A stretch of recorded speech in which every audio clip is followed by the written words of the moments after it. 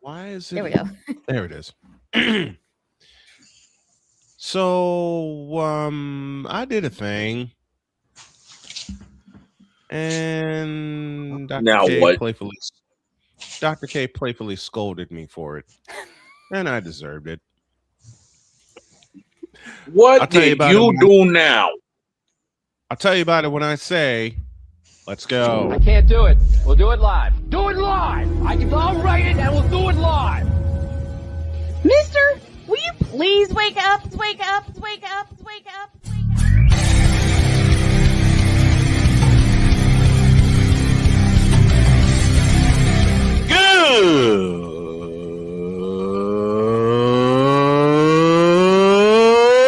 Good morning! Snowman here to all you Brock Purdy and San Francisco 49er haters. Shut up! I gotta thank you, Shane. I mean, whatever happened to the games where breaking 100 points was, I don't know, unusual?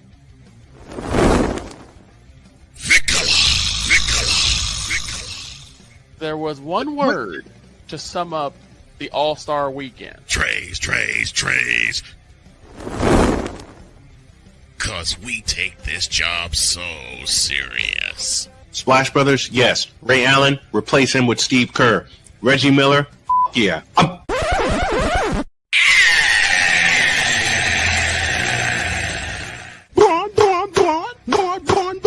What in the all types of blue hell? I don't know anymore. It's Friday. I don't know. Nobody does. Oh, yeah! Let's go! Come on now. Oh, yeah! So my wife playfully yelled at me yesterday. Good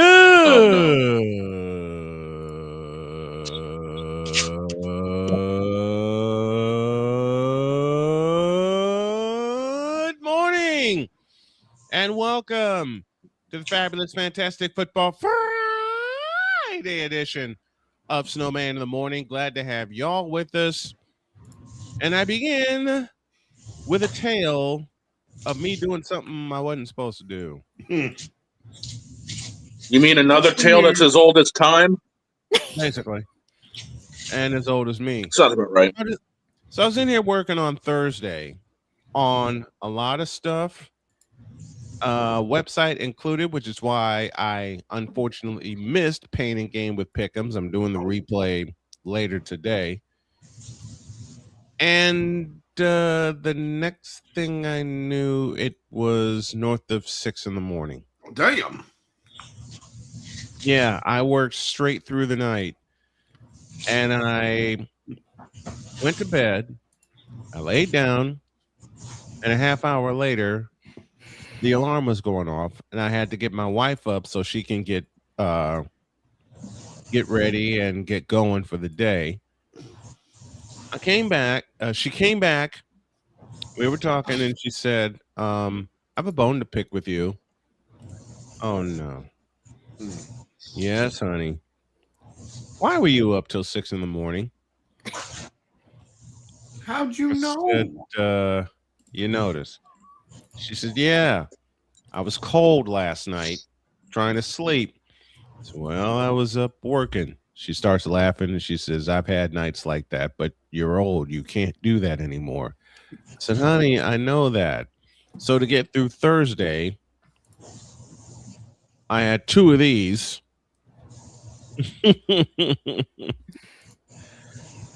And at 7 o'clock last night, I signed out of here and I passed out. I passed completely out. But yeah, that's her. That's her playfully scolding me for pulling an all-nighter at age 53. I'll never do that again. Speaking of never do that again, last night in Detroit, what the hell was that? The Cowboys doing the cowboy thing. In a game that they absolutely had to have. They had to have it. And they laid a big old ostrich-sized dodo egg. Kind of expected. Well, again, the fact is it was tight through 3 quarters, and then Detroit said, hold my beer. I said Gibbs was going to carve up that defense, and he sure as hell did. Somebody get the stats up for me for last night's game. Working on it. Because with Detroit scoring 44 points last night. And I'm working on it. I'll have the stats up here in about 20 seconds.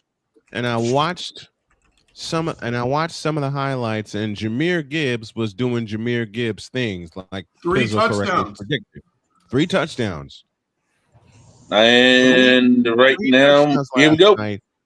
I'm looking at some of the stats myself. Dallas was 6 for 15 on third downs. Dallas had also 417 yards, 76 plays to 57 for Detroit. Dak threw for 326 in the air. Goff threw for 299. And yet, somehow the Cowboys surrendered a game they had to have. Let's go up. You know what?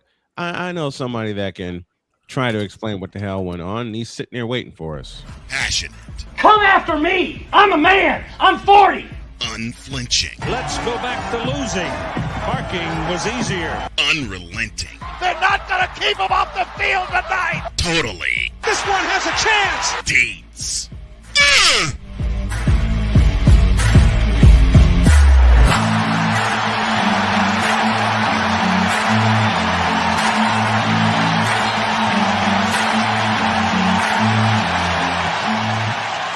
That's not just a murmur, that's a full-blown fibrillation.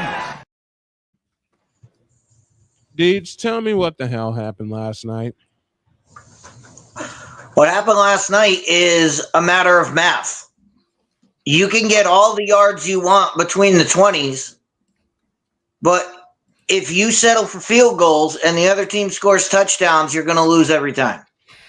Mm-hmm. That's what happened. Brandon Aubrey kicked 5 field goals, and the Lions scored 5 touchdowns. That's all you need to know. Mm-hmm. That's the Cowboys. That's the Cowboys for you. I mean, everybody came out. They talked about, the Dallas defense has been great the last few weeks, because they beat Philadelphia. Well, they were getting smoked in that game until Philadelphia just decided to stop playing. The Kansas City Chiefs were going up and down the field on the Cowboys defense. Mm-hmm. The offense bailed them out. Mm-hmm. Well, this time the offense wasn't bailing them out. The offense was settling for field goals. And the defense was getting shredded by Jahmyr Gibbs. That's what happened. That's what happened. But anybody who sat there and said, "No, the Cowboys need this to make the playoffs," the Cowboys aren't making the playoffs. So they don't need this game. They don't need this game anyway because they're not making the playoffs. They're not a playoff team. And they showed it last night. They're not a playoff team. What game during the season, Deech, can you identify that told you the Cowboys are not making the playoffs? Was it this one or was it one earlier in the season?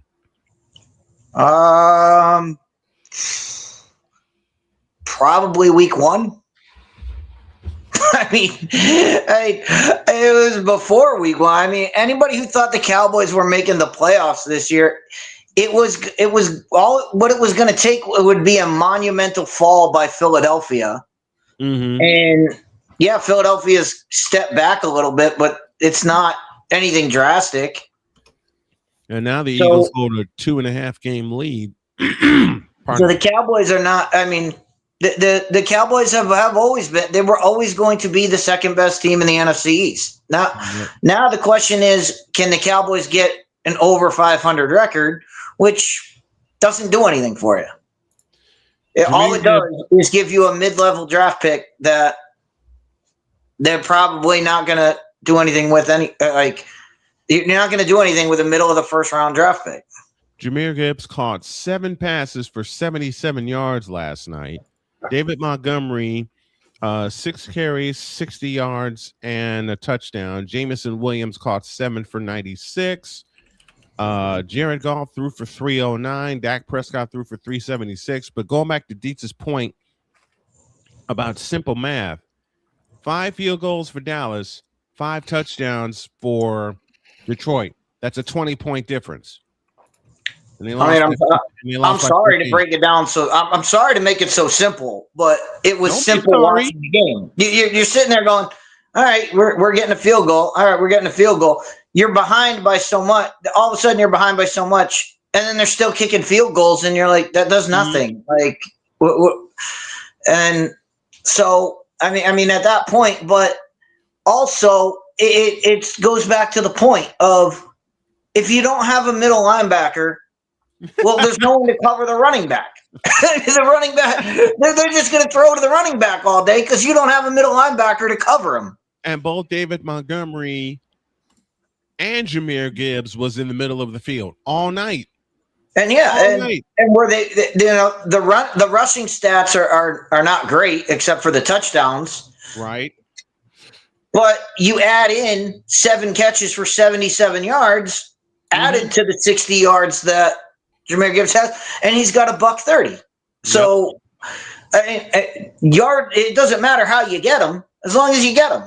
He had Jahmyr Gibbs finish with yards from scrimmage, a total of 120 yards, as he carried 12 times for 43 yards. Montgomery, as I mentioned, 6 for 60. You put all that, and as I mentioned, Jahmyr Gibbs, Jamison Williams caught 7 for 96. All told, 407 yards last night for the Detroit Lions, and that was that. Damian Hernandez is with this. Good morning, brother. He says, "Hate to say this, but David Montgomery looks way more happier in Detroit than when he was here. Here meaning." Chicago. Damian, where in Chicago are you? What did I say the day after the Detroit Lions signed David Montgomery? The stupidest thing the Bears could have done was to let him walk.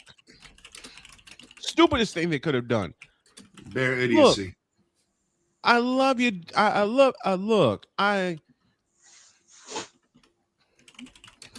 love the running backs that the Bears have, but the stupidest thing they could have done was let David Montgomery walk. They were in the process of signing him. Yeah.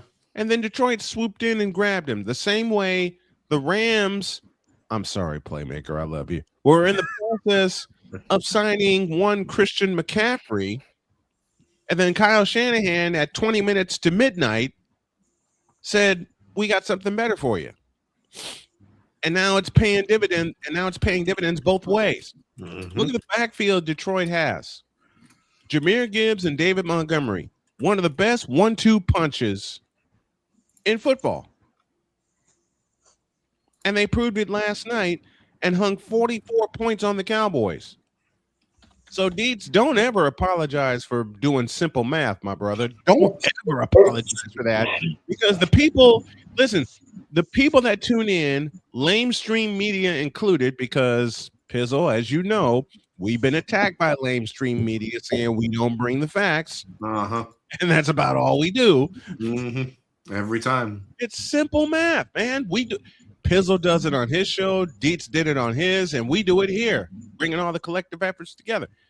Well, no, because you're always going to get people that want to say, well, it was this that did it. It was that did it. It went, and they want to make it complicated. If you just keep it, I mean, live by the golden rule. Keep it simple, stupid. Exactly. When there's a simple answer, take it. Like hey, listen, Jody hit me with that. Jody hit me with that after she playfully scolded me. But yeah, 20-point difference. 20 points, and they lost by 14. When they were down 27-9, I knew then the Cowboys weren't winning. You can make it as close as you want. and everything. You can throw for 376 yards if you're Dak Prescott, but Prescott's going to Prescott. Or, as my buddy Robert Cobb, the man in charge of the Inscriber magazine, once wrote, Dak Trash Scott. Well, look at the other stat that tells you all about the Cowboys. Look at the turnovers. Yes, I mean, the Lions didn't turn the ball over, and the Cowboys did. Mm-hmm. There you go. 3 turnovers last night or 2? Because I saw the 2 interceptions. 3. So they did lose a fumble. Okay. 3 because there was a fumble. There was a fumble. Thank you. I told you I checked out early last night, went to bed, but 3 turnovers. But they didn't force any. And this is what the Cowboys are. The Cowboys defense has been a problem all year because they do not force turnovers. Yep. In taking the ball away. And they didn't take the ball away last night. Not once. And one of the best plays of the night was that forced fumble because the running back who caught it on a pass play was not down. The Detroit defender came in. What did he do? Punch the ball out. Detroit recovered it, took it in for a touchdown. There you go. Damian Hernandez says, to be fair, Monangai is it also doesn't help. Sorry about that. I was going to say it also doesn't help when Dallas couldn't get to Jordan Goff last night. But yet again, Dak got sacked 5 times. 5 times. Yep. Damian again, to be fair, Monangai is more athletic and runs faster than Montgomery, so it's not all that bad losing him. Wrong answer. When he was the heart and soul of your offense, and he's proven his worth in Detroit, it was a lot losing Montgomery. Yeah, but it also took 3 years. It also took 3 years to get Monangai. True. And in 3 years' time, David Montgomery has proven his worth twice over in Detroit. 2 times. 2 times. Then Monangai is trying to do in Chicago. And I say trying because how did Tom Brenneman put it? And I love Tom Brennan for this. Well, the stars seem to be aligned for the Chicago Bears. And there's no AI here, Ant. So, yeah. Somebody got a call, and for once, it ain't me. So, since someone wants to make an AI comment, out you go. On the left. Okay. Okay, then. Pizzle, your thoughts on last night's game? Because I know you. I was impressed with Detroit. I honestly thought, I said Jahmyr Gibbs would carve up that Dallas defense, and he sure as hell did. He put up 3 touchdowns. He gave me 37 fantasy points last night, so I will take that to the bank. That you better. I will take that to the bank. I'm currently 6-7 in my fantasy league. Playoffs are, I believe, starting next week or the week afterwards. Mm-hmm. So something like that. I need all the help I can get. Deets has a thought. Deets. I was saying most leagues it's next week. Right, next week. Okay. So I need to win this week in order to get in. It looks. Yeah. The looks of it. Yeah. But as I mentioned, sorry about that. I did fantasy once in my life. Actually, I did it twice because someone paid for me to get into a league in 2018. And that's when all of the turbulence stopped. And by the time I realized what happened, I was a couple points away from getting in the playoffs myself in 2018. Yeah. Or you could just be the fantasy team and have a round 1 bye already wrapped up, so you don't have to play for the next 3 weeks. Right. Oh, shut up. You could just again keep it simple. That. Keep it simple and just be the number 1 seed, and then you're all set. Well, that was me in 1998. Hey, I gotta go up against Cool McCain and Playmaker in a league. Come on now. Oh man. Well, you're screwed either way. You're talking about two in the best. I actually made the play. Hey, I actually made the playoffs at 8-5. I'll take it. But you're still talking about two in the best in the business. I might do fantasy next year, but it's going to require for me a lot. I can set it up. Hey, I can set one up for all of us around here. You know. I think we'll do. I think we'll do that. We'll do that. We did. Didn't get a chance to do it this year because I got so many. I still have so many moving parts here.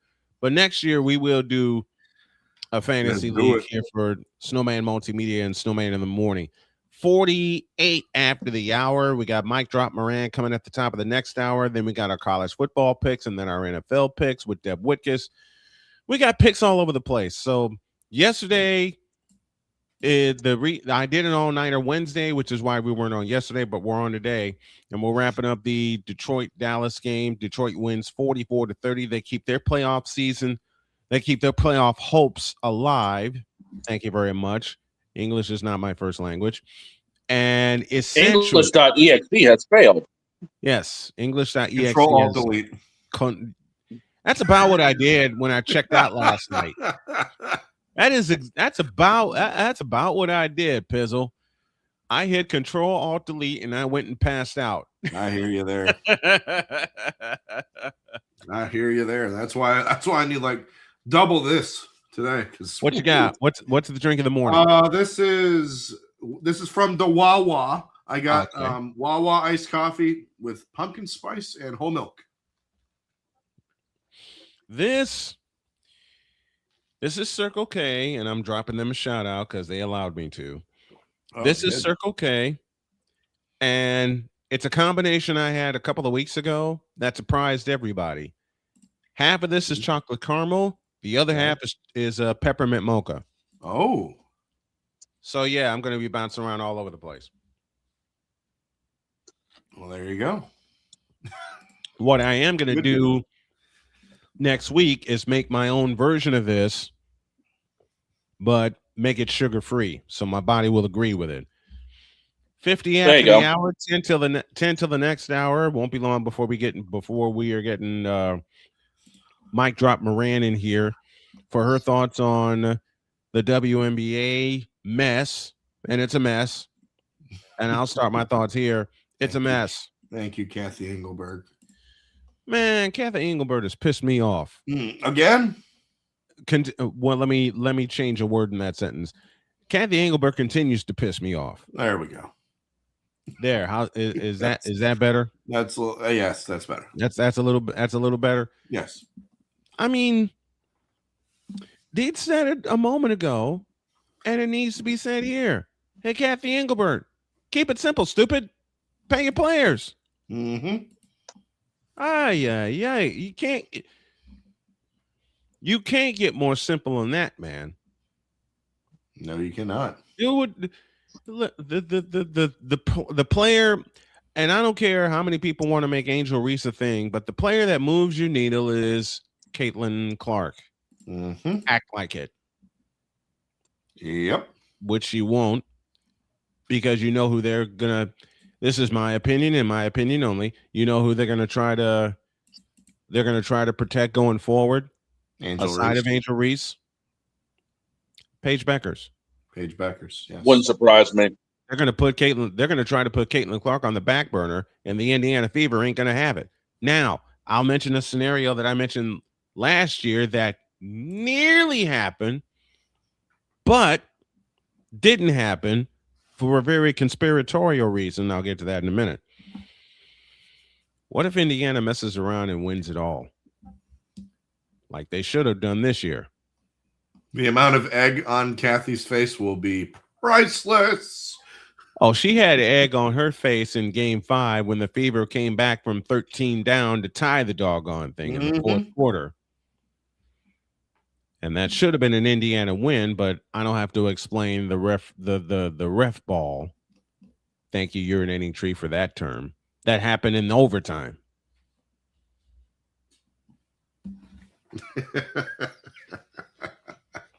What's the old saying around here when it comes to what happens if someone actually messes around and finds out?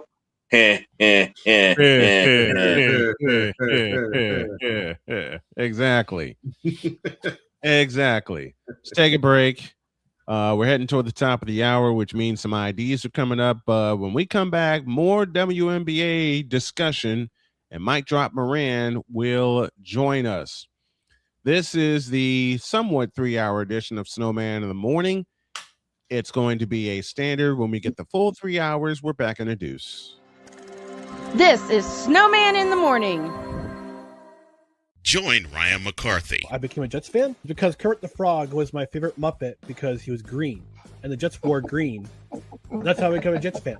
And Dustin Henry. ESPN is cashing all in on let's pay a few personalities and we'll just kind of fill in the gaps. As they walk you through all of the world of sports from their perspective. The Albany Empire, it's a literal circus. No credentials required. Where, Ryan, say the tag. Where you don't need a press pass to talk sports. Every Monday at 8 p.m. Eastern, 7 p.m. Central. On YouTube and where you can find all podcasts. Oh, yes. The tradition, the pageantry, the spectacle, the history, the slut. Wait. I gotta rep my brother's stuff right. All my DMV soldiers, stand up! And welcome to the Commander's Gridiron Report. You want your commanders to be repped right? Well, D. Willie is your man. Commander's Gridiron Report. Every Tuesday at 11:05 a.m. Eastern, 10:05 a.m. Central. On the Sotoba Media YouTube channel. Music by J. Cool. Where's my soldiers? Right side. Commanders. Where's my soldiers? Left side. Join the transporter to Hades. Your butt and gut becomes one.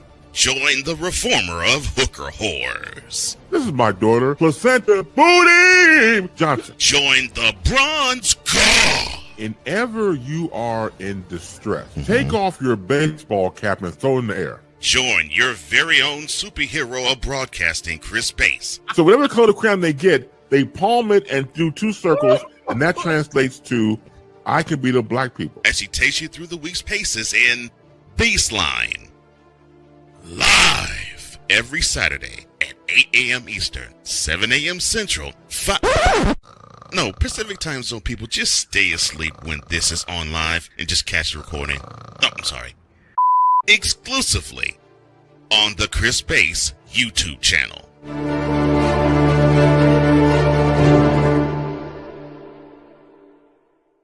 Cause we take this job so serious. I'm on Alarm Island. Give me them cocks! Okay. What in the all types of blue hell? This is Snowman in the Morning.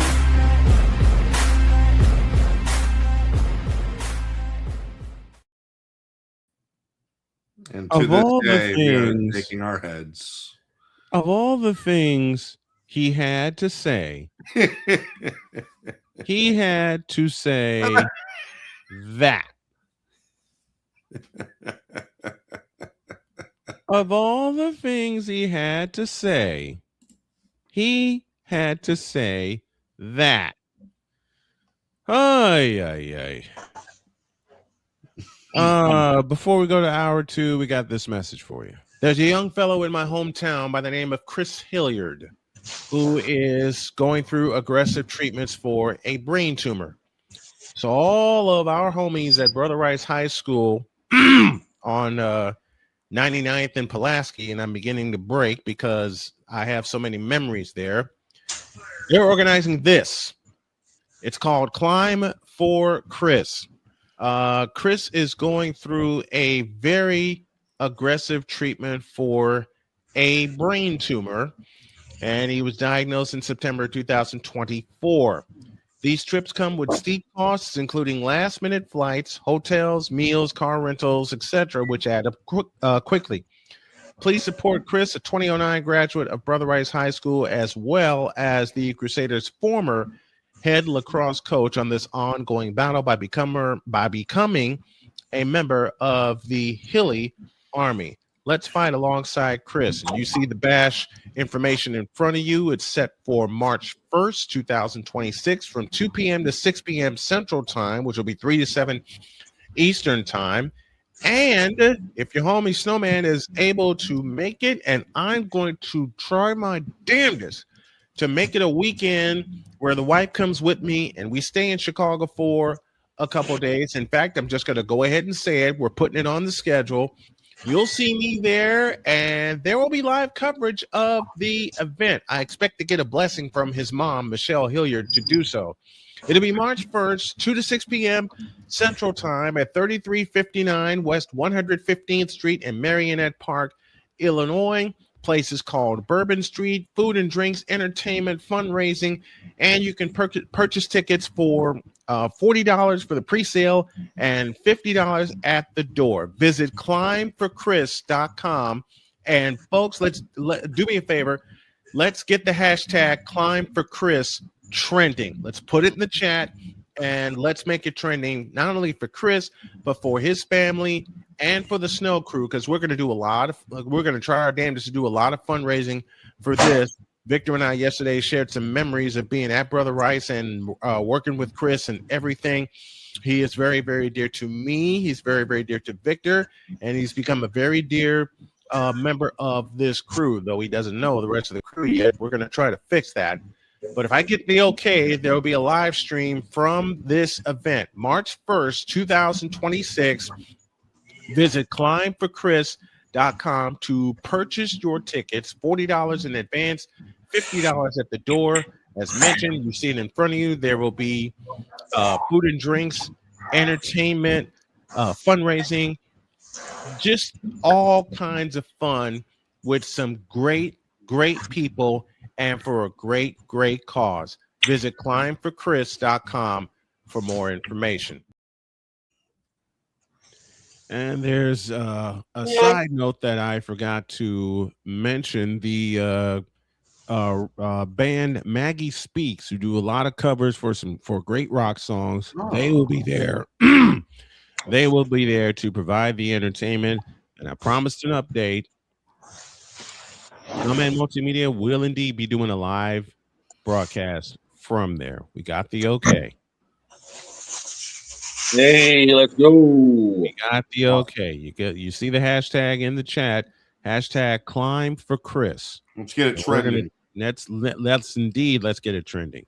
Also, this announcement: through the holidays, when we are busy recalibrating everything and recalibrating our minds, there will be there's going to be daily replays or daily reruns of some of the best episodes of Snowman in the Morning. And yes, they will include Chris Bass. I got a lot of those segments that I'm going to put together when I spend about 3 days doing a lot of editing for those 2 weeks that we are off. And when we begin our vacation, as I mentioned, you'll see some old episodes of Snowman in the Morning to take you right into the new year. And we're back on January 6th live with this announcement. Also, we're going 3 hours. Dietz is going to have a big part of this. Is going to have a big part of this going forward. Now we're at the top of the hour. 10:01 is your time. And I am happy to say we owe you an ID. You're listening to WBWS-DB, your new Chicago Sports Hub radio voice. You're listening to WHDR-DB, your radio home and voice of the Carolinas. You're listening to WJKS-DB, your Hoosier Sports Home and Indiana Sports Hub play-by-play voice. You're listening to WQVZ, 1700 AM Mission Radio. Well, me and the Lord, we got an understanding. We're on a mission from God. 10:02 is your time. We are waiting for Allison Moran to pop in to offer her thoughts. And throughout this hour, we will break down the conference championships. In fact, we'll do that while we wait for Allison to come in. And I'm going to send this to Dietz to break down tonight's championship. I believe the game that's on deck tonight is North Texas and Tulane. Yes, sir. If memory serves me correctly, that's the That's the American. That's the American Conference Championship. And Deets, what do you make of this game? Navy should be there. I agree. Navy got jumped. How did Navy get jumped? They got jumped because Tulane didn't have to play them, and because they lost head-to-head with North Texas. But that shouldn't be. It should be North Texas and Navy, shouldn't it? I think it should be, but I know what they did. What they did is basically they said, well, Tulane didn't play either of these teams, so they ushered them through, and then they said, all right, well, between North Texas and Navy, well, North Texas won the head-to-head, so that's why North Texas got it. It still should have been the chaos.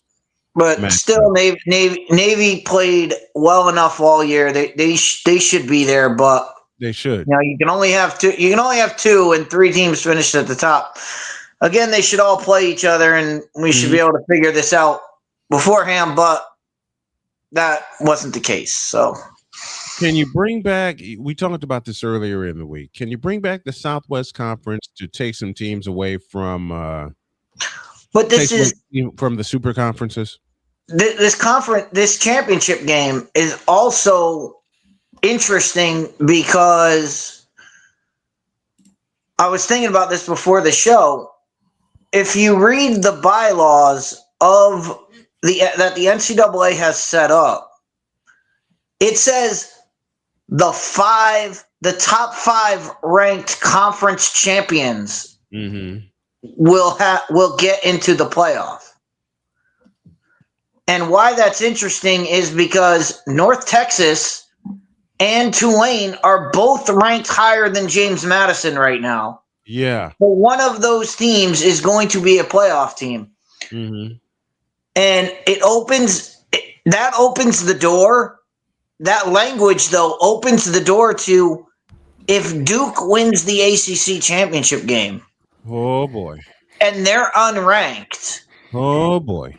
And you have to take the top 5 ranked conference champions. Well, James Madison is still going to be sitting there as a ranked conference champion.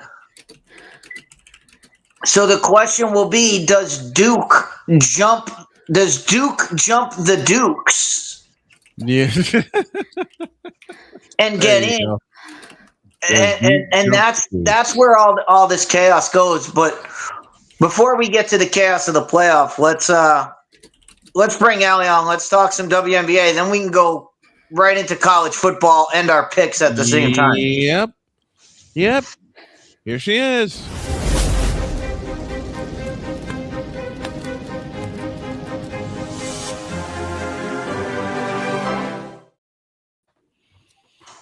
Here's Allie.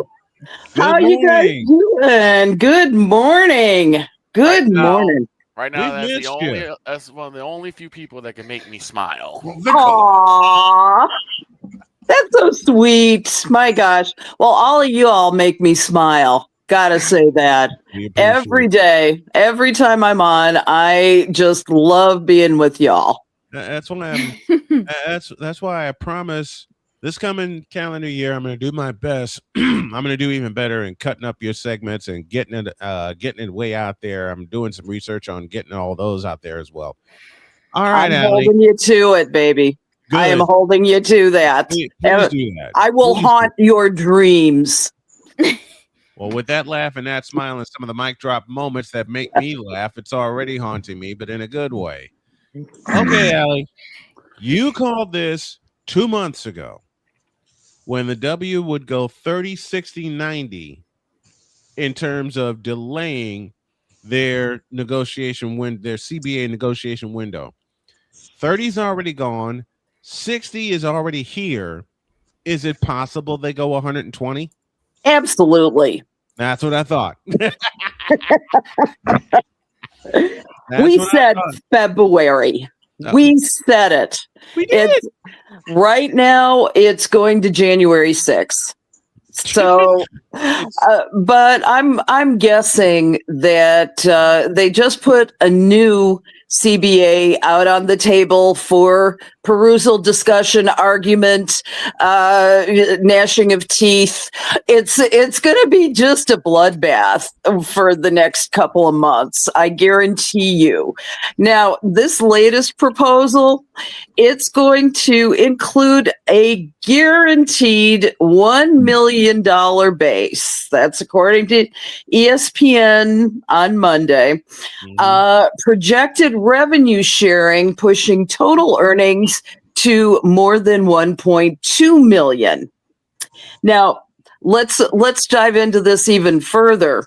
The average player's salary would be projected to exceed $500,000, $500,000 a year. Okay. Minimum player salary would exceed $225,000, which right now is the supermax salary under the current the current CBA. And so the salary cap would increase to $5 million in 2026 and directly tied to revenue growth in each year of the deal. So that's all about marketing. That's all about the next great superstars that come up. How much can we get out of Juju Watkins when she hits the draft? Also, people like Ozzie Fudd. I mean, all those are going to be considered. Now, right now, the players are quietly weighing in on all of this. But what is going to happen is that they are going to do a couple of thing. Number one, as I said, there's going to be gnashing of teeth. Why? Because with a $1 million salary, the WNBA players will no longer get a housing stipend. That's out of this proposal. Not that. Do you remember a couple of years ago, Angel Reese was bellyaching about paying $8,000, I think, for a month for rent, and she had to have roommates and all that. She was outliving her means and had the nerve to jump on social media to bark about it. Yeah, it's ridiculous. And you gotta think about it. I'm so old. My starting salary when I got out in the world was 14 grand. And I thought I was living like a queen. Okay. Right? I rented an apartment on that with a roommate, but only one. We have Allie, I got a question about these numbers. So you just listed off a bunch of numbers. Yeah. And it all sounds great. Yeah.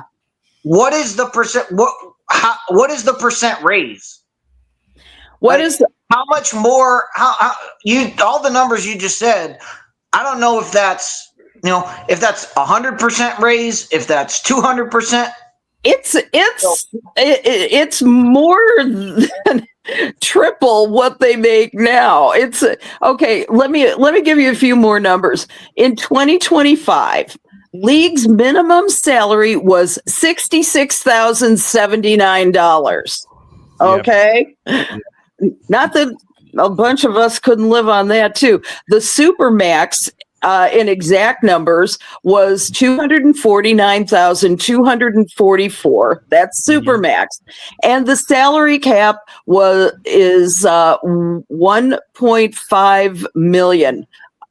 More specifically, $1,507,100, and it increases at a fixed rate of 3% each year under this current agreement.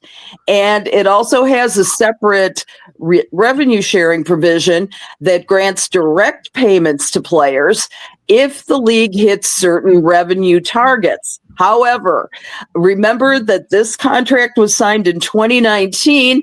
It has yet to happen primarily because of the impact of COVID.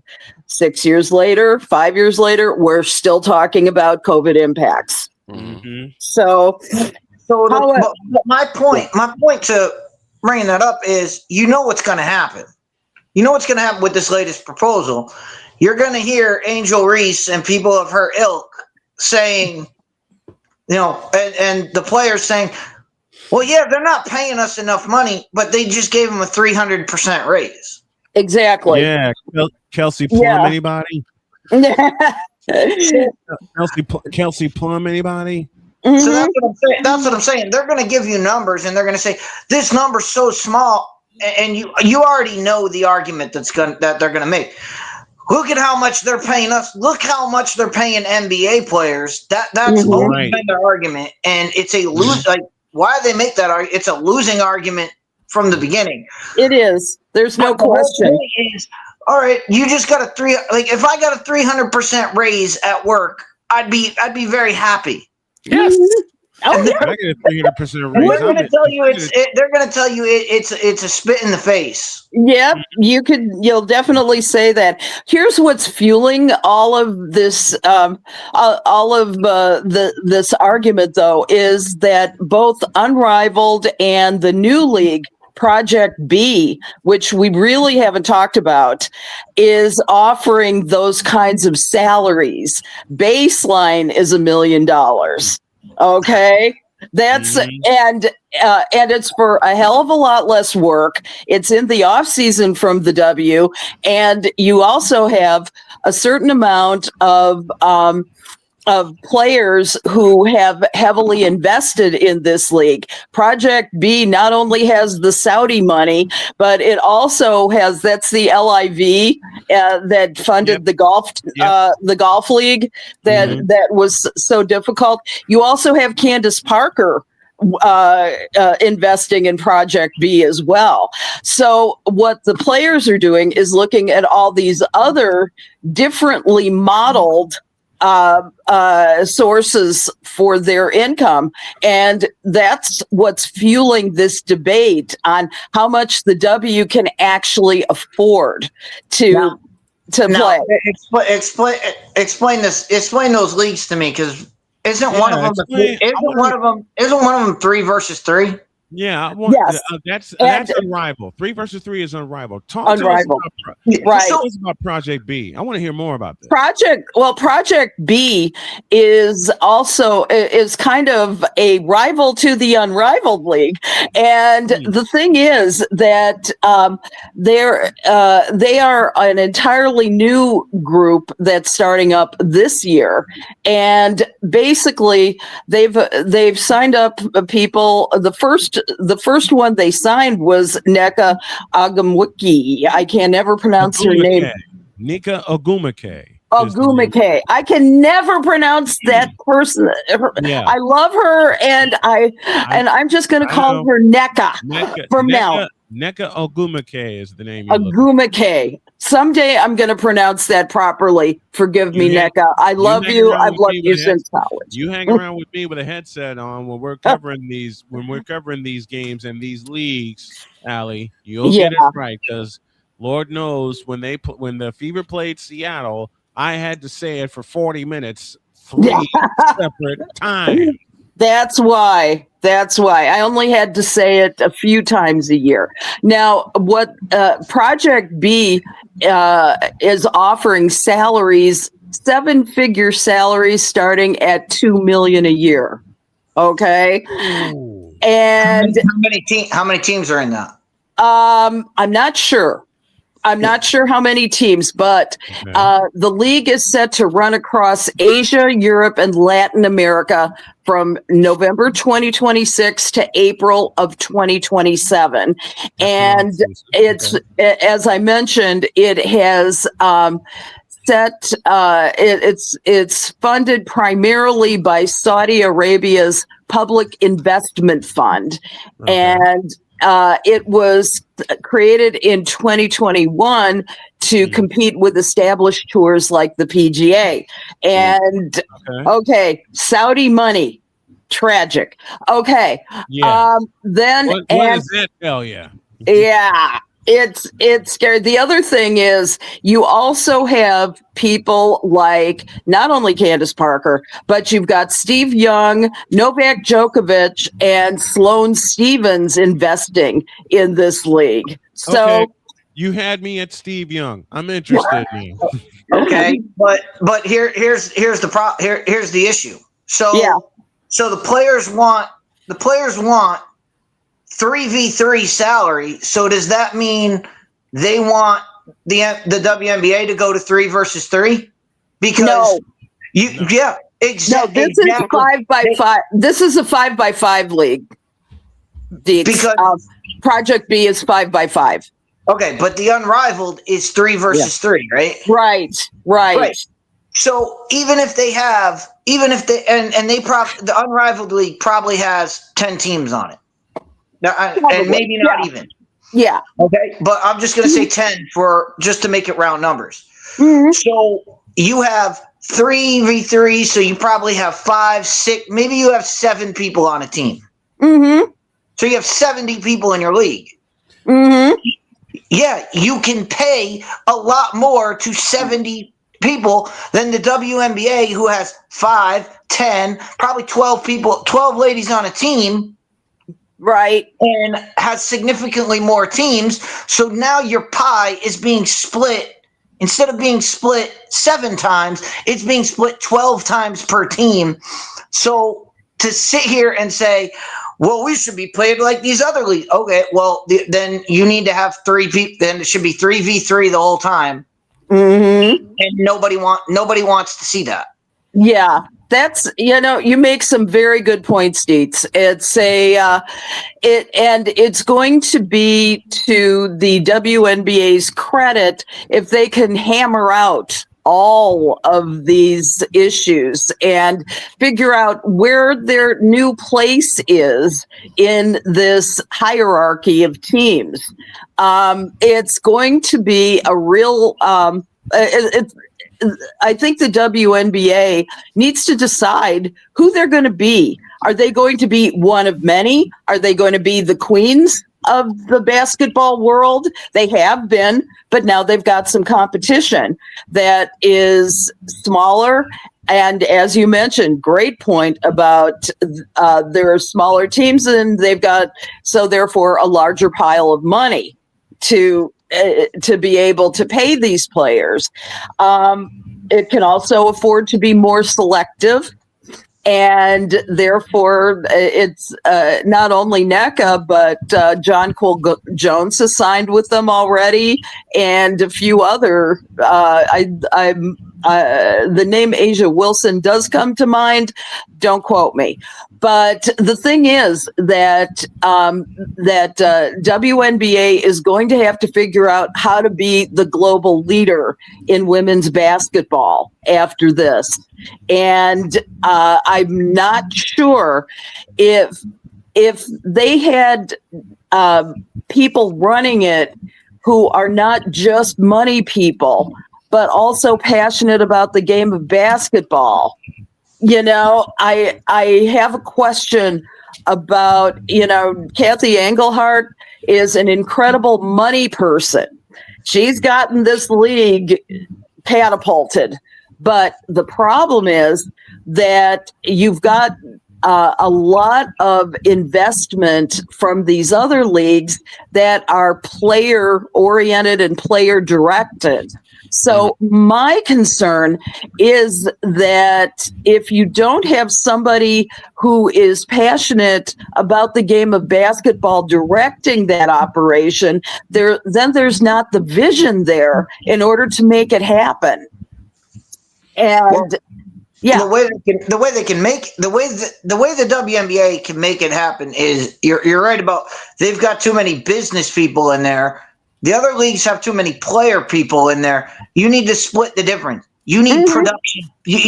Right now, they need production people in there. They need people that are going to make the league look Even if it's not superior, they need people that can make it look superior and make it visible to everybody.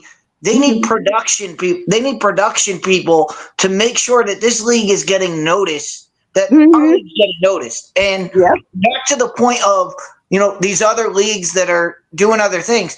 This is exactly what happened. Dog knows this. This is exactly what happened in the NHL strike. The NHL players said, "Oh, look at all these overseas leagues. They're paying more. They're doing all of this. They're doing all that."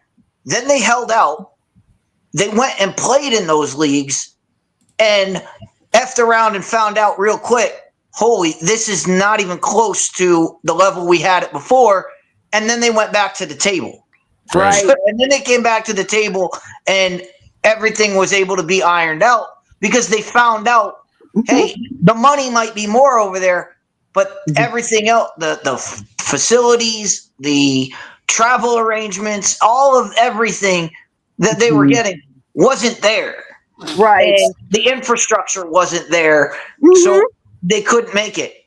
The other thing I want to make sure we touch on is we talked about this, and Angel Reese is the poster child for the complaint. So I'm just going to keep using her.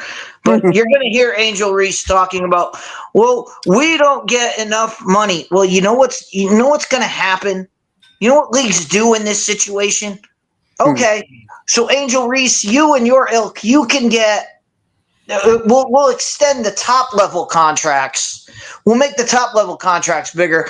But you know what you have to give us? You have to give us a minimum, and you have to shrink the minimum contract. So that person all the way on the bench that was going to get bumped up to $225, now they might say, you know what? We'll give Angel Reese a couple extra $100,000. But that person at the bottom, instead of making $225, you're now making $100. Yeah, it comes at the expense of the lower person on a totem pole. And let's see how Angel responds to that, because I'm sure she's going to say, "Oh yeah, give me more of the money."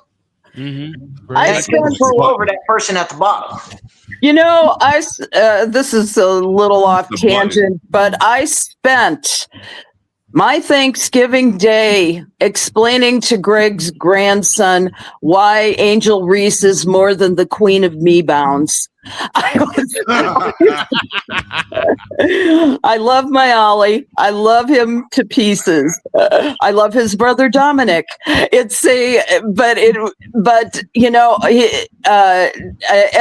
by the way, his uncle Glenn too.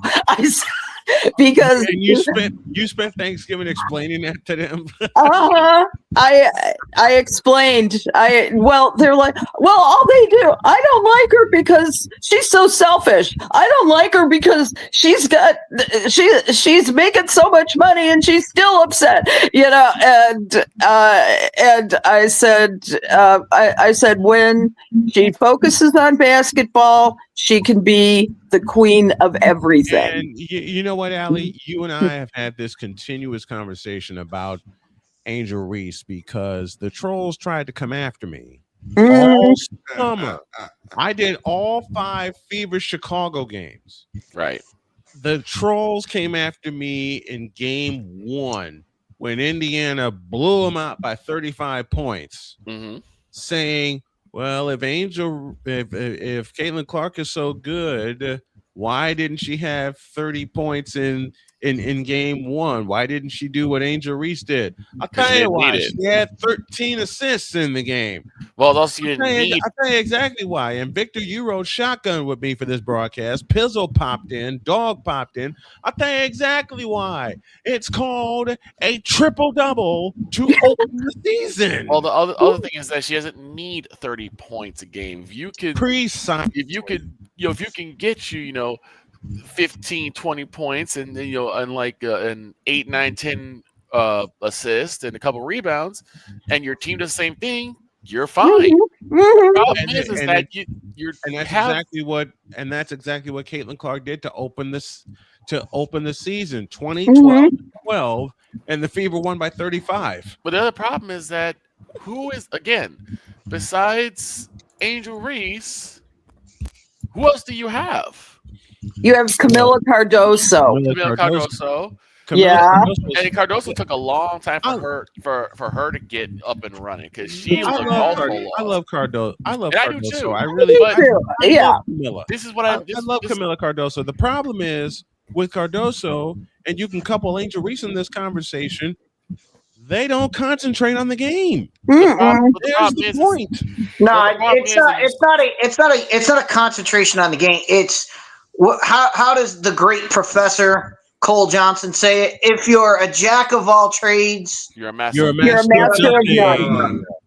Here's the biggest problem. If Angel Reese ever figures it into her head, I cannot shoot the basketball, so let me just get on the block and let them feed me the ball right next to the hoop.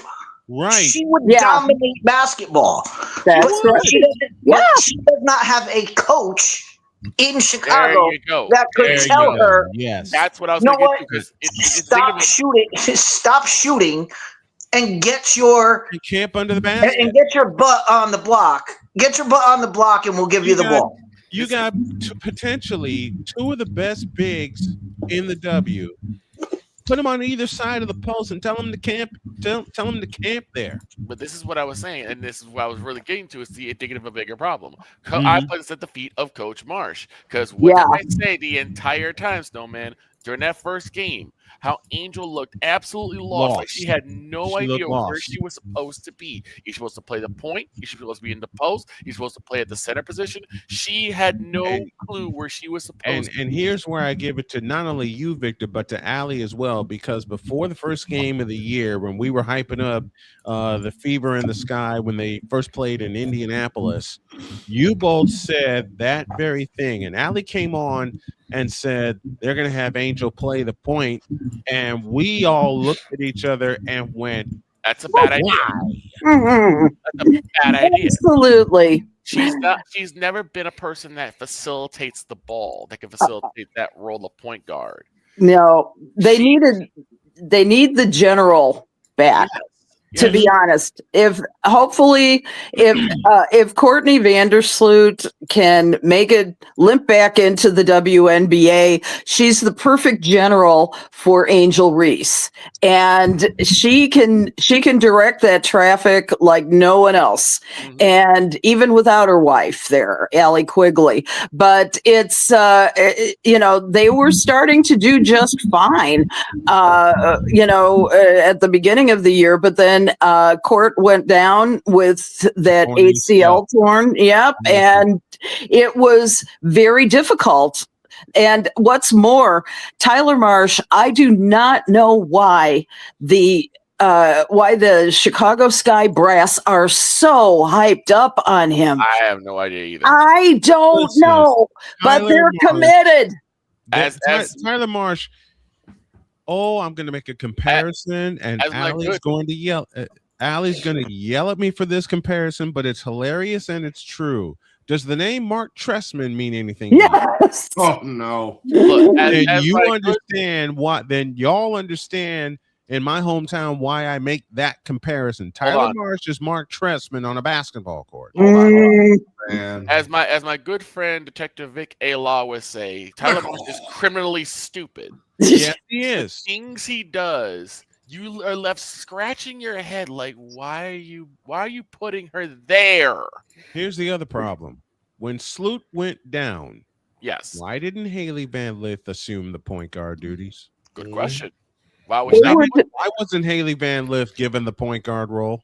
I can answer that probably because Haley Van Lith was new and unproven, and they drafted her not all that high, and so I don't think they had the confidence in her to do any of the job that the point guard required.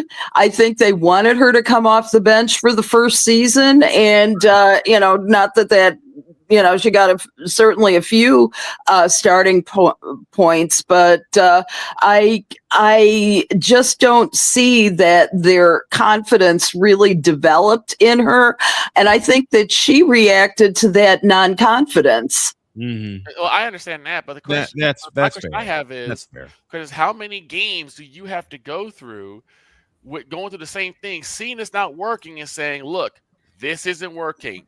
Take a chance on the rookie and see what she does," instead of just going through game after game after game after game after game of the same thing, putting Angel in a position where she's going to look worse. Mm-hmm. And like, it's working. How about those two? How about those 2 games in the United Center? Deets has a thought. Chris? Well, I can answer Victor's first question of what they see in Tyler Marsh. And Tyler Marsh is the symptom of what we see in coaching today. He has a system, and yeah, he can explain that system, and he can explain it off the court to higher up people, and they say, yes, we want that system run on our team, and it sounds great in a boardroom. Right. However, a great coach will take their system, look at the players on their roster, and say, wait, does my system work with this team? And if it doesn't, they will modify their system to fit the players on their team.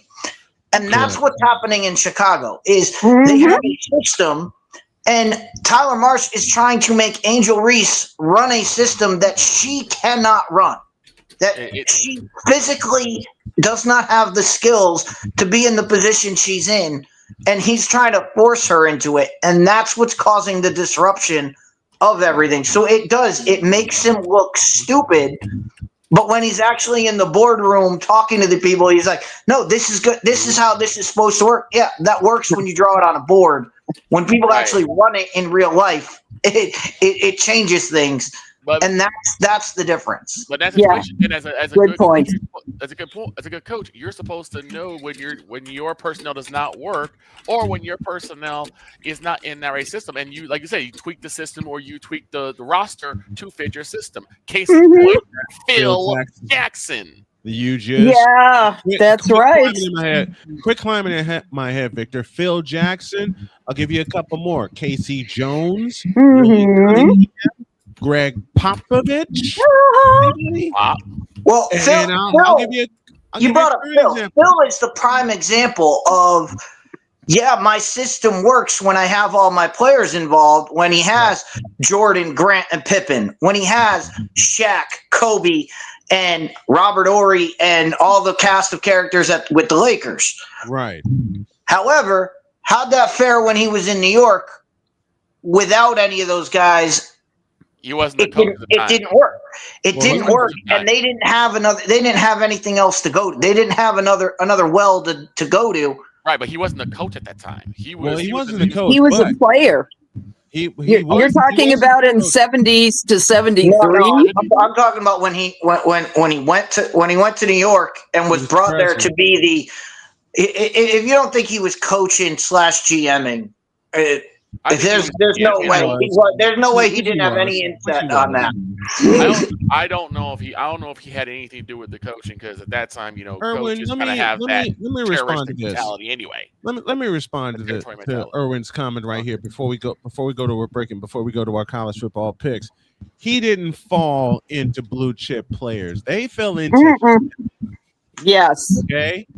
Doug Collins fell backwards into blue chip players, but they really weren't blue chip players even under Doug Collins, because they had to be developed. In fact, you want to talk about a player that fell blank backwards into a system that wound up using him. His name is Scottie Pippen. Because the trade that brought Scottie Pippen to Chicago involved one Olin Polynice. Oh my God!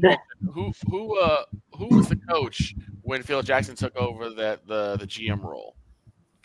It was supposed to be Derek Fisher.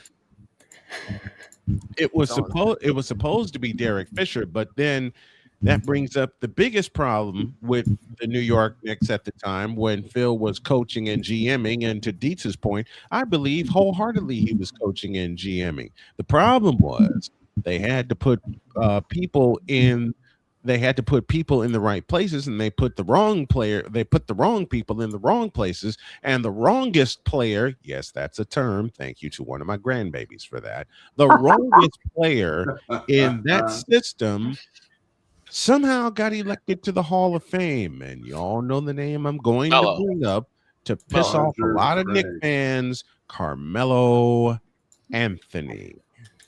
Yes. Who should not be a Hall of Famer, but that's a soapbox for before the new year. Carmelo was stuck in that, was the king of that system. I'll bring up another name, and all my hoopsters will know this name very well. The player that should have stuck around in New York, Jeremy Lin. So the insanity. If you fight that, it's going to come down to the question of what makes a Hall of Famer. Yeah. You want to fight Don't Carmelo get Anthony, you're going to have to fight that question. I know I'm going to have to fight. I'm going to have to fight that fight with Carmelo Anthony. I'm going to have to fight that fight with Tracy McGrady. I'm going to have to fight that fight with a couple of players. But you know something? Give me this camera. Uh-oh. I don't care. Okay? I have a couple. I have one other tangential thing about women's sports. Is it okay to go ahead? Okay.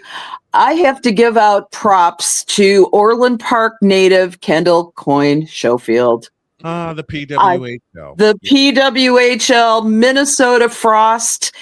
The first hat trick scored in the PWHL was by her this last week. In fact, she scored the first goal of the season. She did. She scored the first goal of the season. And I have a surprise. Before we go to a break, I have a surprise for Allie. If she's up to it, PWHL Wednesday starts December 17th. Gonna try. Yeah. And I'll tell you, according to my physical therapist, I can't do the splits, but I can talk. So, I had a funny thing happen a few days ago. I took the dog out back door here, and I didn't realize there was ice on the on the deck. Left leg went one way, right leg went the other, and El Smacko. Now watch this. In 2 weeks, Allie will be doing a full-on Caitlin Ohashi floor exercise routine.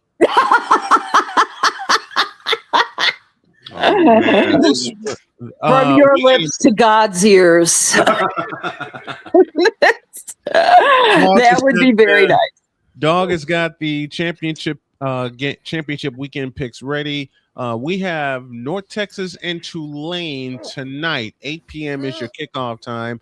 But before we do that, we take a break, and when we come back, we would do our college football championship pick, sure to go wrong, presented by Wanna Parlay. Back after this. This is Snowman in the Morning. Join Ryan McCarthy. I became a Jets fan because Kurt the Frog was my favorite Muppet because he was green, and the Jets wore green. That's how I became a Jets fan. And Dustin Henry. ESPN is cashing all in on let's pay a few personalities and we'll just kind of fill in the gaps. As they walk you through all of the world of sports from their perspective. The Albany Empire, it's a literal circus. No credentials required. Where, Ryan, say the tag. Where you don't need a press pass to talk sports. Every Monday at 8 p.m. Eastern, 7 p.m. Central. On YouTube and where you can find all podcasts. Oh, yes. The tradition, the pageantry, the spectacle, the history, the slut. Wait. I gotta rep my brother's stuff right. All my DMV soldiers, stand up! And welcome to the Commander's Gridiron Report. You want your commanders to be repped right? Well, D. Willie is your man. Commander's Gridiron Report. Every Tuesday at 11:05 a.m. Eastern, 10:05 a.m. Central. On the Sotoba Media YouTube channel. Music by J. Cool. Where my soldiers, side, right side. Commanders. Where's my soldiers? Left side. Join the transporter to Hades. Your butt and gut becomes one. Join the reformer of hooker whores. This is my daughter, Placenta Booty Johnson. Join the bronze car. And ever you are in distress, take off your baseball cap and throw it in the air. Join your very own superhero of broadcasting, Chris Bass. So whatever color crown they get, they palm it and do two circles, and that translates to, I can beat up black people. As she takes you through the week's paces in Baseline. Live every Saturday at 8 a.m. Eastern, 7 a.m. Central, No, Pacific Time Zone people, just stay asleep when this is on live and just catch the recording. Oh, I'm sorry. Exclusively on the Chris Bass YouTube channel.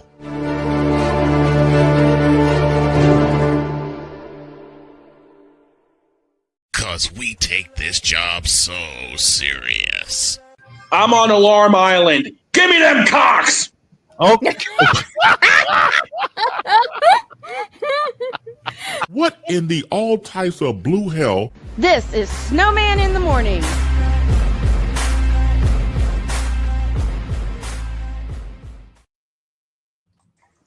Deets, stone faced. The whole No that sold the whole thing because Deets just was just there. I ain't surprised. No cell The rest of us were just laughing our heads off.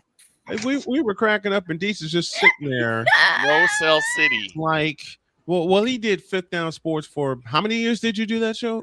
Deets? I did Fifth Down Sports for 6 years, and I did Trinity Gauntlet for 5 years. So, nothing surprises him anymore. yeah. I've heard it all. In a combined total of 11 years, nothing surprises him. So when Dog goes on Alarm Island and says what he says, and then a week after that, Allie backs it up by saying something to get neutered, and Deets just both times. True. How the hell do you explain that? You can't. 45 after you thank you, Pizzle. You can't explain. And to Pizzle's credit, with what he has to deal with each and every Wednesday, Damn it, LC. With us making LC laugh so hard he had to turn off his camera. Right. And with so many 49er jokes I've thrown at Tiny Tim, he wanted to throw a clipboard at me, but I mean that I mean it in fun, and they know it. We pick on them all the time, and they pick back at us. That's what makes this crew so much fun. Okay, Dog, get your notebook ready, and please do not throw it back. See, with the You don't dog. need to go on my IR again. Please, no more throwing it back. no, We no. don't want No you more. hurting your eye or your head We don't anymore. want Dog to throw this Pedro Martinez style against the Indians in 1999. And of course, Pedro at that time had that devastating breaking ball, which made everybody swing about 1.5 feet. And the great Neil Funk said it best: corkscrew him into the ground. We don't need that. And yes, I met the great Neil Funk. Wonderful. The curveball and that devastating circle change. That circle change was something else. I gotta tell you all this. The first time I met Neil, I already shook hands with Stacey King because he remembered me from my Ho Chunk days. And then Neil comes in. He was in a rush. God bless him. I walked up to him. I introduced myself, and he just had this biggest smile on his face. And I told him the greatest thing that I heard him say was from a game in the 96-97 season against the Lakers, in which the Bulls wiped out a 22-point deficit to win. I heard him on the radio, and I did it in his voice, and I had him cracking up when he said, quote, "Now the Lakers will inbound." And they're going to be shaking their head saying, "What the hell happened?" Quote. Oh man. I think I made him a friend for life when I gave him that. I did an impression of him.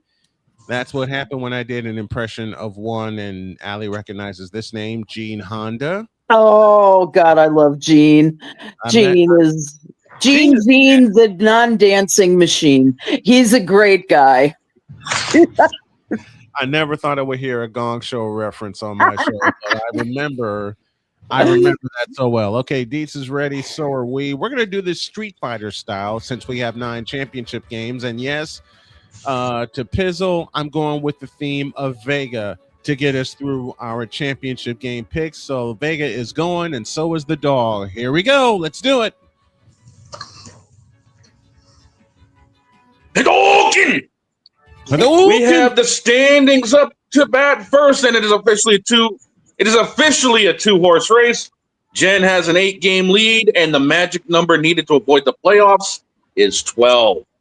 With that being said, some of these teams we ain't even heard of, so it's going to be fun because we're kicking the party off with the first of 4 today. It's Kennesaw State favored by 2.5 over Jacksonville State. The over-under 59.5. I'm going with the Owls. I know a couple of Marist Red Hawk basketball players and volleyball players that I announced for that are at Kennesaw State. I'm going with the Owls. Dietz, to you. I'm gonna channel my inner dog. I'm gonna go with Jacksonville State. Okay, it's going with the. Oh God, and I know their name. I won't say it aloud. Pizzle, downstairs to you. Oh, no. I used to live right by Kennesaw in Ackworth back in the 90s, early 90s, early 2000s, in the 90s to 2000s. Yeah. By Kennesaw State, so I'll go with them. All right, Allie, to you. Who are the Owls? But Literally me right now. We're Literally me. going to the Owls. All right, Victor, to you. I know nothing about these teams, but I'll go with the Owls. All right, dog, your turn. The Mafia and everybody else over here seems to be going with the Owls, so give me the Owls. Which means go upstairs to Jen. Yep. Aren't you cold? Sorry. Jeez, look what you're wearing. I'm Luna Snow. She doesn't get cold. That's true. Oh, okay. Then Ice she's is a her better power, woman than I am. Ice is her power, remember? The K-pop idol with ice powers? Fair enough. Folks. Go search her up. Marvel Rivals. Go. Okay. All right, come on, Luna. Dietz is on an island. Oh, I get to say this to Dietz. Yeah. Yes, you do. I mean, I get to say this to Dietz. I get to say this to him. Yes. Well, that I'm glad about. Stay solo. I hate you, Jen. I hate you, Luna, for that one, and I'm going to be laughing all afternoon. Next one, dog, please. And this is why I voice Luna Snow in a Next comic, one on the gentlemen. list for Next the one. next one on the hit list. It is Troy visiting number 25, James Madison. Do I even need to say who's favored in this? No. Sure. I didn't even hear the first team. Please. You cut off. Troy State Trojans. How about that? It was Troy and 25, James Madison. I don't know either of these. James teams. Madison is favored by. Let's put it this way. I'll make it easy for you. Sweep for James Madison, everybody. Yes. Sure. Yes. Sure. Yes. Why not? Not that we've been following them all year. Shame on me. Either of these teams are. They're favored by 23.5. God Almighty. How'd the other team get in? upstairs to Luna for 3 words. Go for it, hon. I'm sorry. Hang on. 23 and a half? 23.5, yes. Yowza. Is that? I think that is the biggest number I have heard on this show. You ain't so heard far. nothing yet. Wait, what? Wait till the ball There's a game. couple of them a couple of weeks ago that were north of 30. Wait, what? Yes. Yes, that happened. Yes. Notre Dame was favored over Stanford by 32.5 on rivalry week. Right. And they beat him by 35. Didn't tell me that? All you said was a landslide. Well, we didn't want you to hear the number. Come on, we need 3 words from you. All right, fine. Sweep that ish. Sweep it. Oh boy. Next Okay. on the list. Yes, sir. It's number 24, North Texas, favored by 2.5 over number 22, Lane. The over-under is a staggering 66.5. 66.5. And I'm gonna try to do that game tonight instead of my normal NBA Friday doubleheader because it is championship weekend, and I am going to go. Don't let me down. I'm gonna go with North Texas, and we're gonna flip the order and go downstairs to Pizzle for the next one. Give me the main grain of North Texas. Upstairs to Deets. For the chaos of it all, Jake Ratcliffe, quarterback at Tulane. Right. Get it done and get yourself in, and then we'll see how this plays out later on. So I'm going with the wave. To the mighty redhead and Allison Moran with the next All pick. right. Well, you can't beat North Texas because they lead in points per possession, and they have a 22.1 pass rate. It ranks second in the nation. Hell, if you're not taking North Texas, you're nobody. Oh, Victor, you're next. It's Nerf or nobody. Yeah, I'm going with North Texas. Man, dog to you. Well, then I guess I'm a big old 6'4" nobody. I made my picks yesterday. I had Tulane in this one. You're kidding. Well, you know what? You know what? No, I'm not. Been right. You've been right, though. You were right on Dallas. Dog's been right with the upset calls, which means Jen has 2 words for both the dog and Deets. I have one question first. Unless she wants to join the winning side. Yes. Hey, Dawn. Are my fences back? Yes. Yes. Then I'm The using fences one. and glass are back.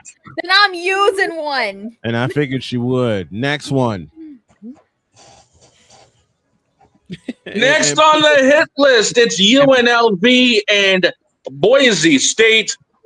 The Boise State's favored by 3.5 over under 58.5. It's the last game tonight. Once upon a time, I wanted to attend the University of Nevada, Las Vegas. Actually got accepted. Just couldn't get the funding in time to attend. Some guys named Stacy Augman, Larry Johnson, Greg Anthony, and Tark the Shark was the coach. All that being said, I ain't stupid on betting on UNLV for football. I'm going with Boise State, and we're going to flip the order again. I go downstairs to the dog for the next pick. Like I said, I made my picks yesterday. I was actually watching Back to the Future when I was doing this. I got Boise State in this one. UNLV's got a strong offense, but Boise State's got this one covered. Next door to Pizzle. Yeah, I'm going to go with the Blue Turf Broncos of Boise State. Upstairs to Deets. There's a saying in UNLV, they like to be the running rebels. And nobody did it better than the Shark. Jerry Tarkanian.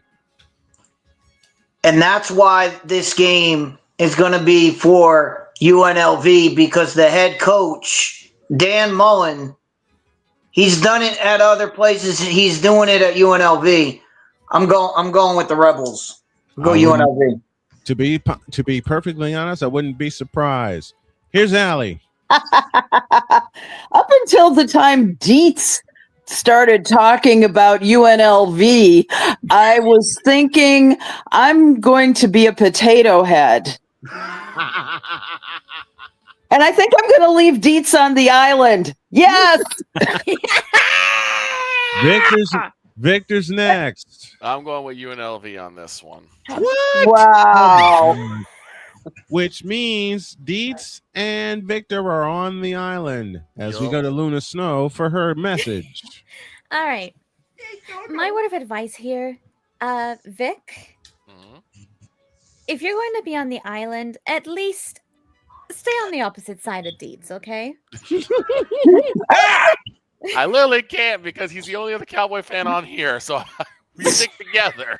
To the Saturday At least make yourself comfortable on that island, even if it means Deets isn't comfortable. I'll take it from here to the Saturday championship games, and we're going to start at high noon with BYU and Texas and BYU and Texas Tech. Texas Tech favored by 12.5 with the over/under 49.5.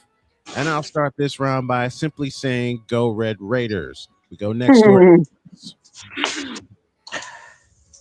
Yeah, it would be so great. This game can go so many. What can cause chaos in so many directions, but Texas Tech you already beat BYU once on the field. I think they can do it again. I'll take Texas Tech. Downstairs to Pizzle. Texas Tech, Red Raiders. Next door to the dog. Yeah, I got Texas Tech in this one. It's a landslide victory for them. Victor, you next. D's have it. Give me Texas Tech. Which means 3 words from Luna. Wait a minute. Wait, Allie didn't pick. I'm sorry. You missed me. Not anymore. Okay. Listen, the first time these two teams met, Texas Tech won, guess what? 29-7. And they pulverized BYU's offense. And Texas Tech has one of the best rush defenses in the country. And that's all that BYU can do, sadly. So I'm with Texas Tech all the way. Which means 3 words from Luna. Okay, first, I just love this comment here in the chat.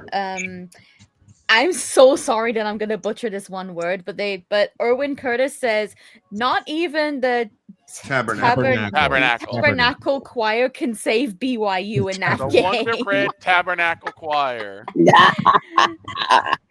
I need to learn that word. Tabernacle. Got it. Thank you to the master Cole Johnson for that element. Jesus. And with that said, let's sweep that ish and move on. All right. Next one we're going to look at is the ACC Championship. Duke and Virginia. Duke 7-5. Somehow they got to the championship game instead of Georgia Tech. Virginia 10-2, ranked 17th in the nation. UVA favored by 4, over under 57.5. And this time the dog will start the picks. As much as I'd love to see the chaos that this game would bring if Duke ends up winning, I don't see it happening. This 8 o'clock game is right inside Virginia's wheelhouse. It's in Charlotte. The weather's going to be relatively iffy. Virginia's been known to play better in sloppier conditions. I got Virginia in this one. All right, Allie, you're next. Definitely, you've got to pick Virginia in this case. Deets, on you. Just for the fact that I'm in second place, and I know the first place team is not allowed, or no, she's allowed to, but I know she can't physically say the words, so I'm going to take the Cavaliers and see if she can actually pick the team from that state that she can't say. Okay. Bruh. You're next. Oh, Cavaliers, Virginia Cavaliers. I do not trust Duke. Mm-mm. They're a basketball stool. Ain't no doggone. Look, I used to live in North Carolina, and I would never, ever, ever in life, even though I love my Krzyzewski, he's a native Chicagoan. I'm sorry, I can't pick Duke for anything. Victor? Not in football. Not in football. Give me basketball all the way.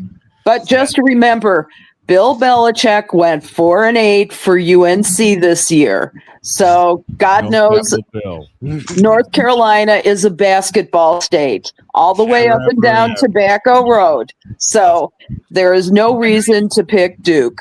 And I lived an hour away from Tobacco Road. Victor? I'll make this easy. I'll go with Virginia, and so Jen can say sweep it. Go ahead. Lunison. Luna? You know what? Just because Dietz challenged me to say the state name, here you go, Dietz. Virginia. Suck it and sweep that in. She still gave Dietz 2 words. Either way, we all win. We all win, exactly. To the SEC championship, and this is one I'm keeping my eye on for the first of 2 that I have on Saturday. And in the middle, we're going to film our cooking segment for NFL Sunday pregame. It's the Dogs of Georgia and the Crimson Tide of Alabama. These 2 teams met earlier in the year with Alabama winning by 3, and Georgia didn't do the simplest of maths, which is take the freaking points. It is Georgia who is favored by 2.5. They're calling for 48.5. This is from Mercedes-Benz Stadium. I'll go first on this one. I picked them before, and I don't think they'll let me down this time. Give me the Dogs. Dietz, you're next. Another rematch, and everybody talks about, maybe Kirby Smart has the number. Well, the last couple times they've played Alabama, it hasn't worked out too well. No, it hasn't. So roll Tide. I'm going with Bama. He's going with Bama. And Allie, you're next. I got to go with the Bulldogs on this one. Next door to Pizzle. We're really getting this match again. Yes. and I repeat, I repeat Pizzle's word. I repeat Pizzle's 2-syllable word, and I agree. Boring. Boring. As for this matchup, damn dogs. Dog, you're next. This is like watching Brock Lesnar and Roman Reigns for the upteen trillionth time. Who in the blue hell cares? Nobody. But bite your tongue. I would, but I don't need to taste red meat this hour of the morning. That being said, Georgia is going to give Alabama problems. The revenge tour starts. Georgia wins this one walking. Before I lose my chest laughing, Victor, you're next. Yeah, even if it wasn't going to be a sweep, even if it was a doggone island, I was not picking Alabama. I'm picking Georgia. This is Randy Orton versus John Cena all over again, but doggone it, I'm going with the Dogs. This is San Francisco and Denver in Super Bowl 28, in my opinion. Luna, you got a Luna has a message for Dietz.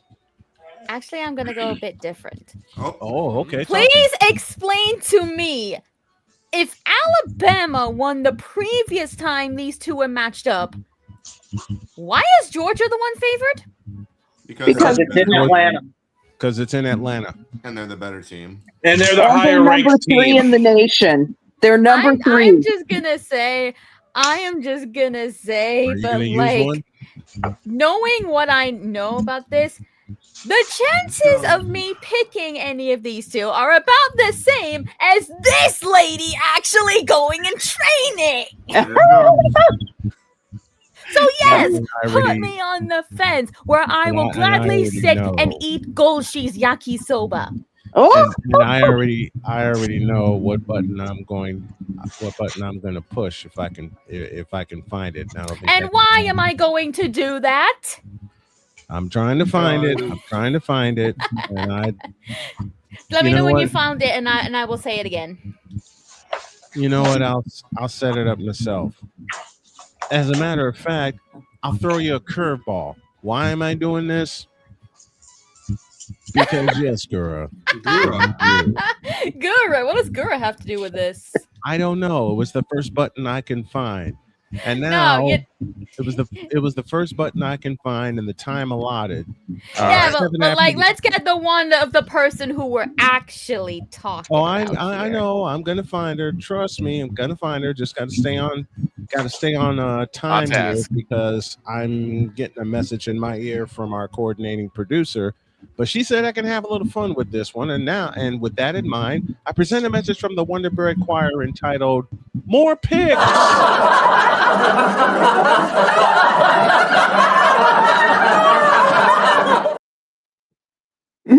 And if you think, and this is to make Jen completely laugh, and if you think Jen was going to actually pick that game,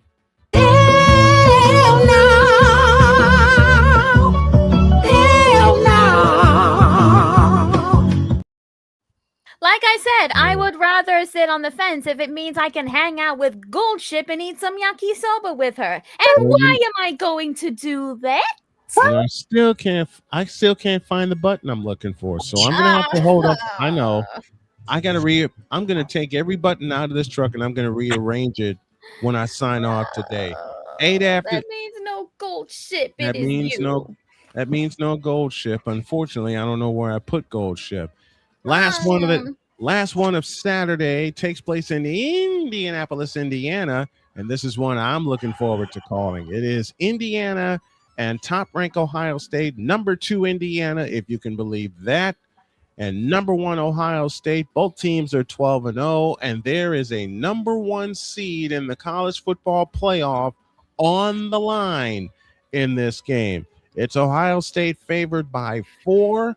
And they're calling for 47.5 on the over-under. I think personally it's going to be more. And I'm going to go downstairs to the dog to start this one. You're kind of muted, dog. You're muted, dog. Dog's muted. Oh. Try again. Mute him. You're still muted. He's doing that. While he figures out his problem, let's go next door to Allie. Oh, you had to do that to me, Snowman. Yes. I'll tell you what, I wrestled in my brain with this pick, but I can never count Ohio State out. Go Buckeyes. Next door to Pizzle. I'm calling for the upset. Give me the Hoosiers. Ha ha. Upstairs to Dietz. Indiana has great offense, but defense wins championships. And we always say it. Ric Flair said it the best. To be the champs, you got to unseat the champs. I'm going with the Buckeyes. Upstairs to me, and I'm going to use a phrase that's often used on Pain and Gain Pick'ems on Wednesdays. Sound the alarm. Sound the alarm. Yeah. I believe Indiana will unseat Ohio State, but I will add this. It's going to be a hell of a game. It's going to be a shootout because you have the 2 front runners for the Heisman Trophy in Julian Super Saiyan and Fernando Mendoza. I believe it will require overtime and it will require a walk-off. But I'm calling for the upset. I'm calling for Indiana to escape. And those Good luck with that. Those I know, but Indiana will cover. Indiana will cover. I will say that. I got him to cover and I got him to win. Victor, go ahead. No. Hell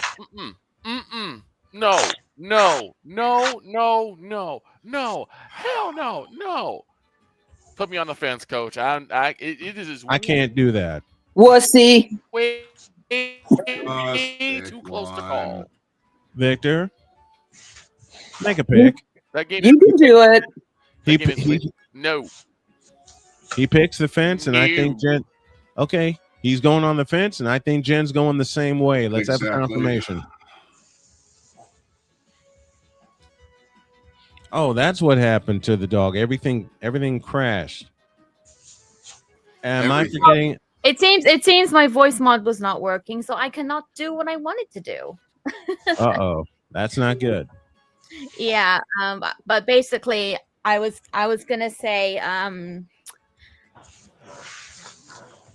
you're really expecting me to choose one of these 2 teams? Say no more. Defeated teams. Say no more. You ain't gotta say no more. Please just put me on the fence because I know this is gonna be an intense game. Put everyone on the fence, ma'am. You know what I'd love for the final score to be in this game, although I don't think it will happen. Something like 51-48. I was thinking Let me guess, in favor of Indianapolis. I want it to be something like 48-45, like Pizzle's picking, or 51-48, like I'm picking. And those are our picks. Western Michigan and Miami of Ohio. That's the MAC champion. That's the MAC championship, and that's in Detroit. Y'all want to pick this one? Kenneth, you don't make the rules. If I want to fence, I'm gonna fence. If Vic can fence, so can I. I'll go with Miami of Ohio. Why not? I'll go Miami of Ohio too. Ohio of Miami. Ohio of Miami. Even though it's all about the real Miami. The real you. That's where Pizza's going. Let's run the fence on Miami. Yeah, So when are the NFL picks? In about 4.5 minutes. Okay. You bet. Let me send a shout to a school that I covered for 12 years, and that's the Brother Rice Crusaders. They are the 7A state champions, and they did it with a shutout. An amazing game. An amazing I watched game. it. I did too. I watched it, and I cried. And I cried because the closest I got when I covered them to getting to a state championship was 2005 when they played the monster that at the time was Lincoln Way East Griffins.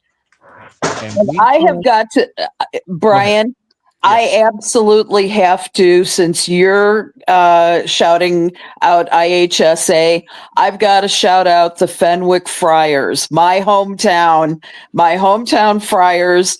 First football championship ever. And that's with the ghost of Johnny Latner looking over them, the great Heisman Trophy winner, and somebody I met who also let me put on his championship ring. It was It was fabulous. Oh my God. I still have pictures from that day. Johnny passed on a few years ago, but man, his spirit is alive and kicking. I tell you what, like I said, I covered Brother Rice for 12 years from 1999 to 2011. It was so much fun covering them for 4 different sports: football, basketball, baseball, and hockey. Yes, I did a couple of hockey games. The atmosphere in the Chicago Catholic League is nuts. And I'll say that. And I'll tell you the greatest game I ever called in the CCL was 2002 with Brother Rice and St. Rita, number 2 versus number 4. It was sunny when I got to St. Rita. By the time I climbed the booth, and I had to go upstairs to the roof because every media outlet in Chicago was there. It rained. I lost my umbrella. I was soaked to the bone. And the greatest part about that game, it went 6 overtimes. Oh, wow. Oh man. God. And at the time, and Allie, you remember this, St. Rita had a natural grass field. Yes. So by the time it was and they had a helmet with the St. Rita logo painted in the middle of the field, which I did see when I climbed upstairs to the booth. It was a mosh pit and a mud pit by halftime. I was soaked to the bone. My shoes were ruined, and I didn't care. I didn't care. The part about that, and I never told Pizzle this one. The part about that game, they were deep in the 4th quarter. St. Rita just got a long pass downfield, and it got coupled with a pass interference penalty, which put the ball at the 2-yard line. Ooh. And I'm in my trench coat, as I said, soaked to the bone because it rained the entire first half. I said, man, I'm just looking for the game to be over because I wanted to go home. I said, I'll write my article for my website and I'll tell them congratulations on Monday when I make my rounds. I opened my big ass mouth and said the only way this game continues is if Brother Rice forces a turnover. They handed it to the fullback running straight ahead in a three-back set. And modified wishbone. They give it to Parker, the fullback, and I hear the PA announcer say fumble. Oh my gosh. Now they're in the far end zone.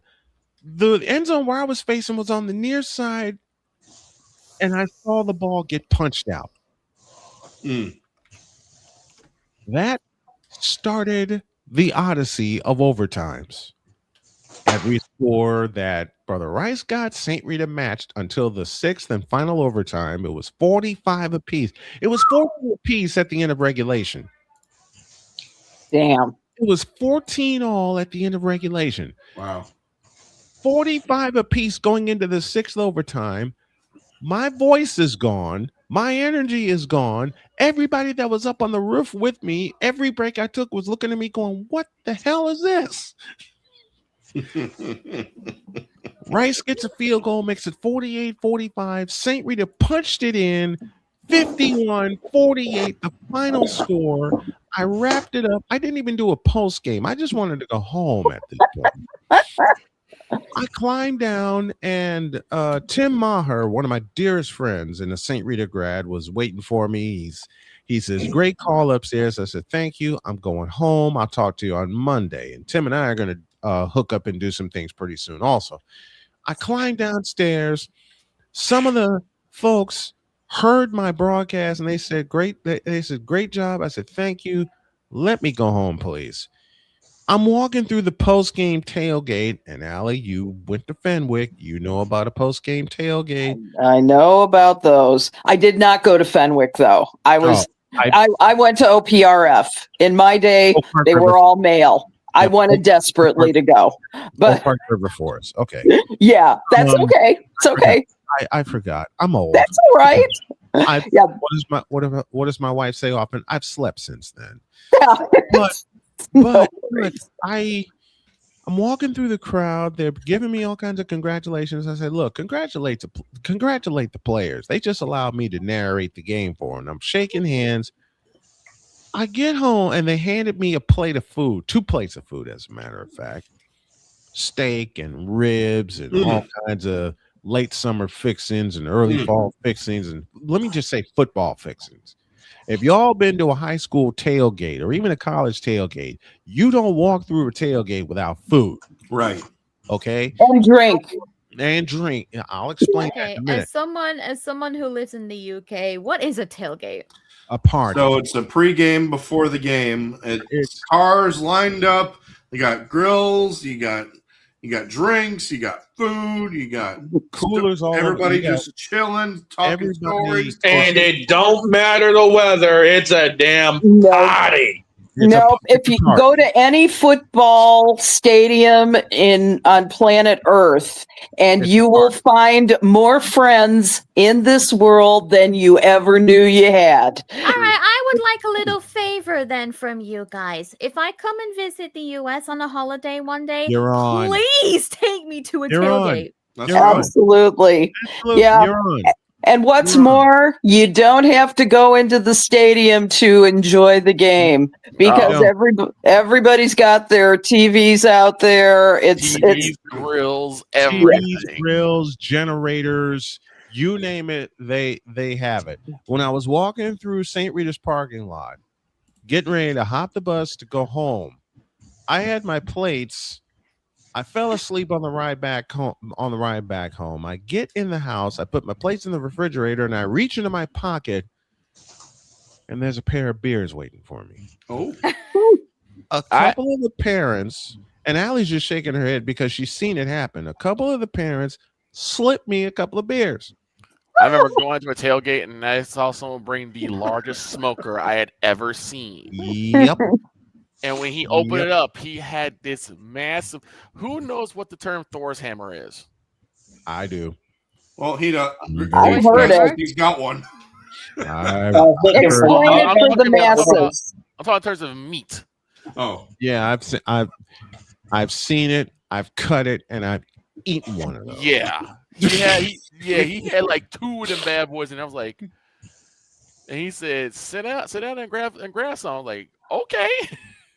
The first time I had a Thor's hammer, and Deb Wickes is waiting for us. All right. The first time I had a Thor's hammer, I didn't know what it was until he said it, and he handed me a steak knife the size of my arm. Yep. He said, "This is the only." sword to eat He it. said, "This is the only way you're going to cut it." And I cut that sumbitch and walked off.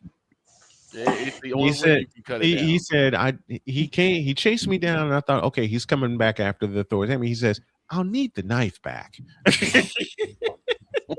I mean, I guess. I'm like, all right. And he said, "Enjoy and come back next week. I'll have a couple more." A couple more? Yes. A couple more? A couple? He says, "Dude, I bring 2 of these every week." I'm like, "Where do you find these things?" I've seen someone slow cook a whole cow's leg at a tailgate once. Oh my Lord! I've seen that. My God, Right. that feeds 50. Yes, it does. And, that Thor's hammer fed me and my dad. I mean, at that tailgate, there were like 350 people. So. Oh my God! I believe That's it. fabulous. I believe it. Speaking of stories of tailgate, here's the ultimate tailgater and 2-time Emmy Award winner, the lovely Deb Wickes. Good morning, Deb. I will be tailgating for the Eagles. Hey, sister. Game on Monday. And the Raiders game. And the Raiders. the week after. I had a tailgate at Marist High School when they played Brother Rice. It was a neighborhood rivalry, and anyone who has done a high school game knows about a neighborhood rivalry, and those folks threw a party. But then the best kept secret became the worst kept secret, and everybody at Marist and Brother Rice found out that I was voicing the game for High School Cube. Yeah, the audience came prepared. That's all right. What happened? I had my book bag over my shoulders and my equipment suitcase. I still couldn't get into the booth because I had 4 plates and a pair of thermoses in my jacket. They were feeding me and equipping me with drink before I got upstairs. Oh, that's funny. I love it. And my producer that night said, "Why are you so weighed down? I thought you lost weight," which I did at the time. I said, "Yeah."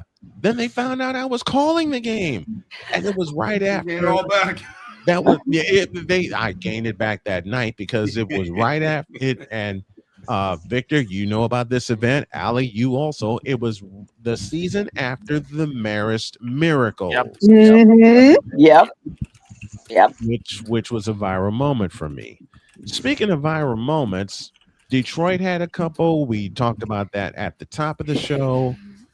And to bring Vega back into the conversation, Deb is here, ready to make some picks. I was afraid because I thought Deb had got arrested for like chastising Nick Sirianni.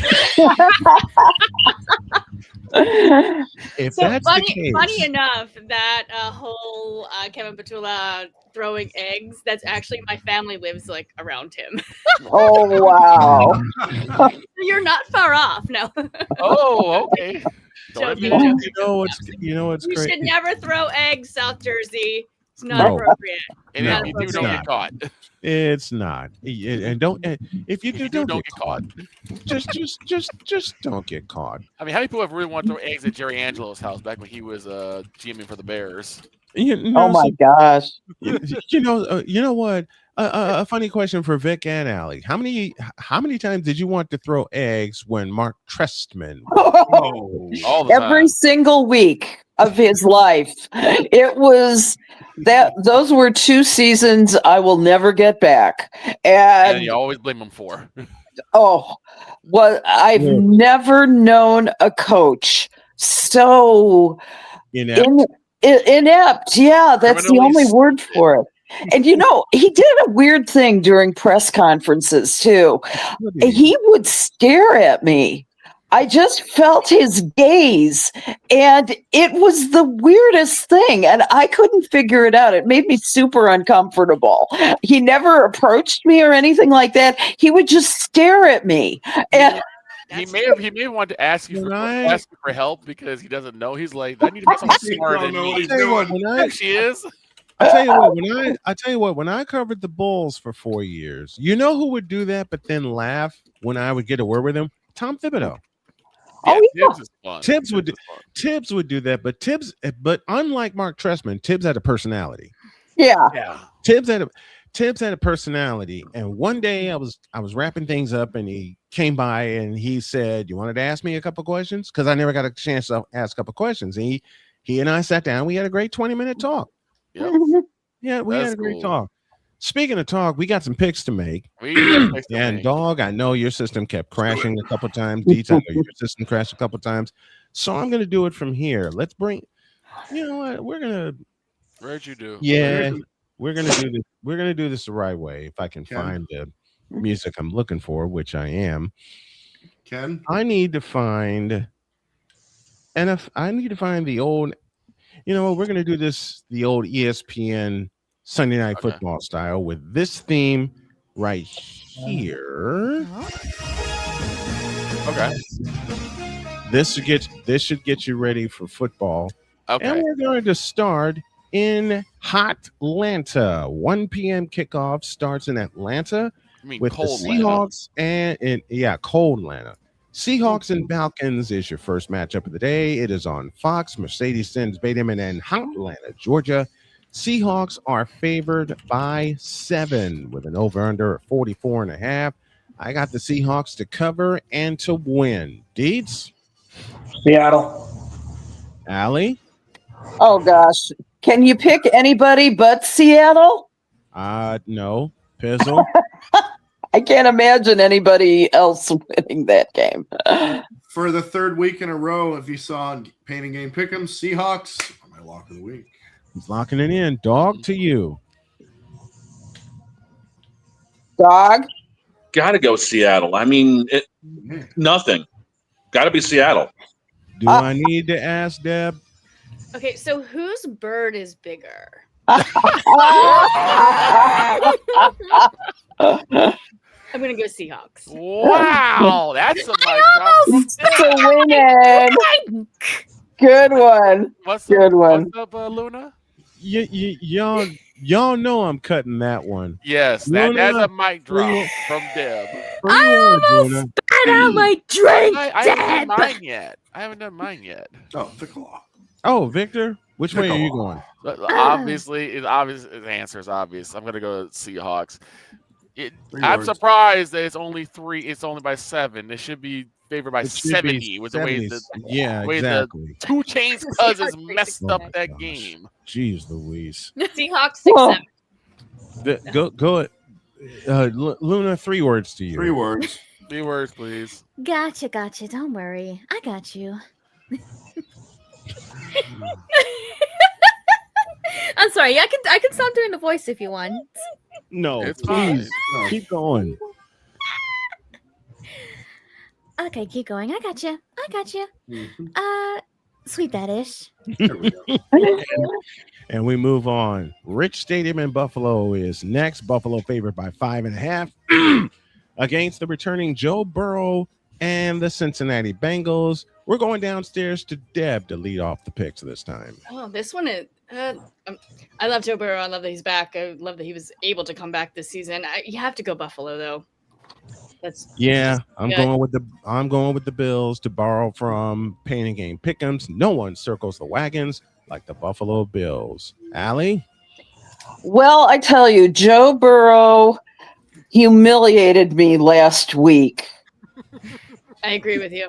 He humiliated me, and I take revenge by picking the Buffalo Bills. Bizzle? Sound the alarm. Give me the Bengals. He's going with the Bengals. Dog to you. As much as it pains me because they are in the AFC East, give me Buffalo. Deeds? As much as Joe Burrow coming back was awesome, this ain't the Ravens. I'm going with the Bills. It is not. Which means Luna has a message for Pizzle. And you're forgetting There's me one again. thing. There's one thing I want to say wait, first. just a moment. I Huh? forgot Victor again. Victor, I'm so sorry. Victor, It's go. all right. You keep forgetting him because he doesn't have a camera on. That's Yeah, right. that's probably why. Let's see you, Victor. To be frank, I'm working right now, but to be frank, Okay. it's I'm going with Buffalo because no, it is not Baltimore you're facing. This time you're facing Josh Allen. Because why did you able to do so much damage on Thanksgiving while I was eating pot roast? Because yes, Lamar, it is you. It is you. Now Luna has 3 words for Pizzle. Come on, Luna. One thing I want to say first. I do not care that this is the wrong team for it. I think this team deserves it more. So can we give a round of applause to the Buffalo Bills now?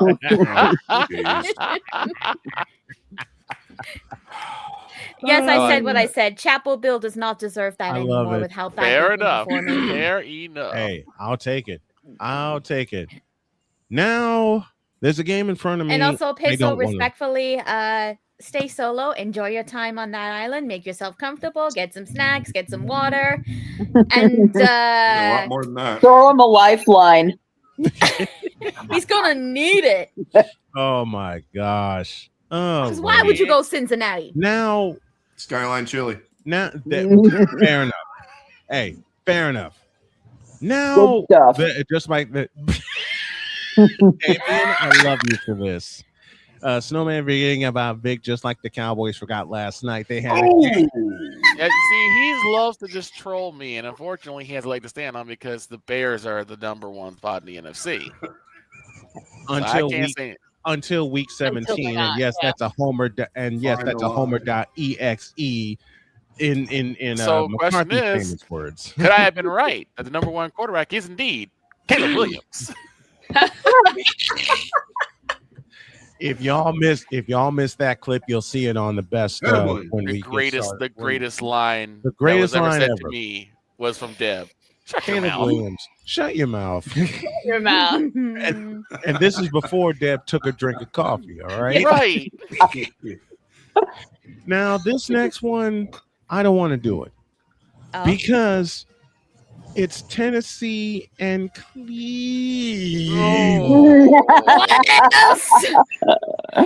Yes. I know we're supposed to make a majority vote on this. This is my show, and I'm the majority.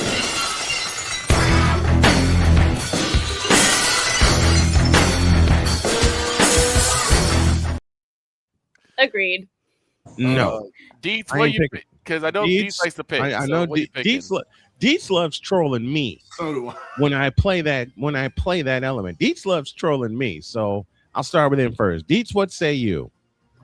The question about this game is, will there be more points scored or will Myles Garrett have more sacks? Yes. The answer is yes. Then the answer is Myles Garrett will have more sacks than there are points on the board.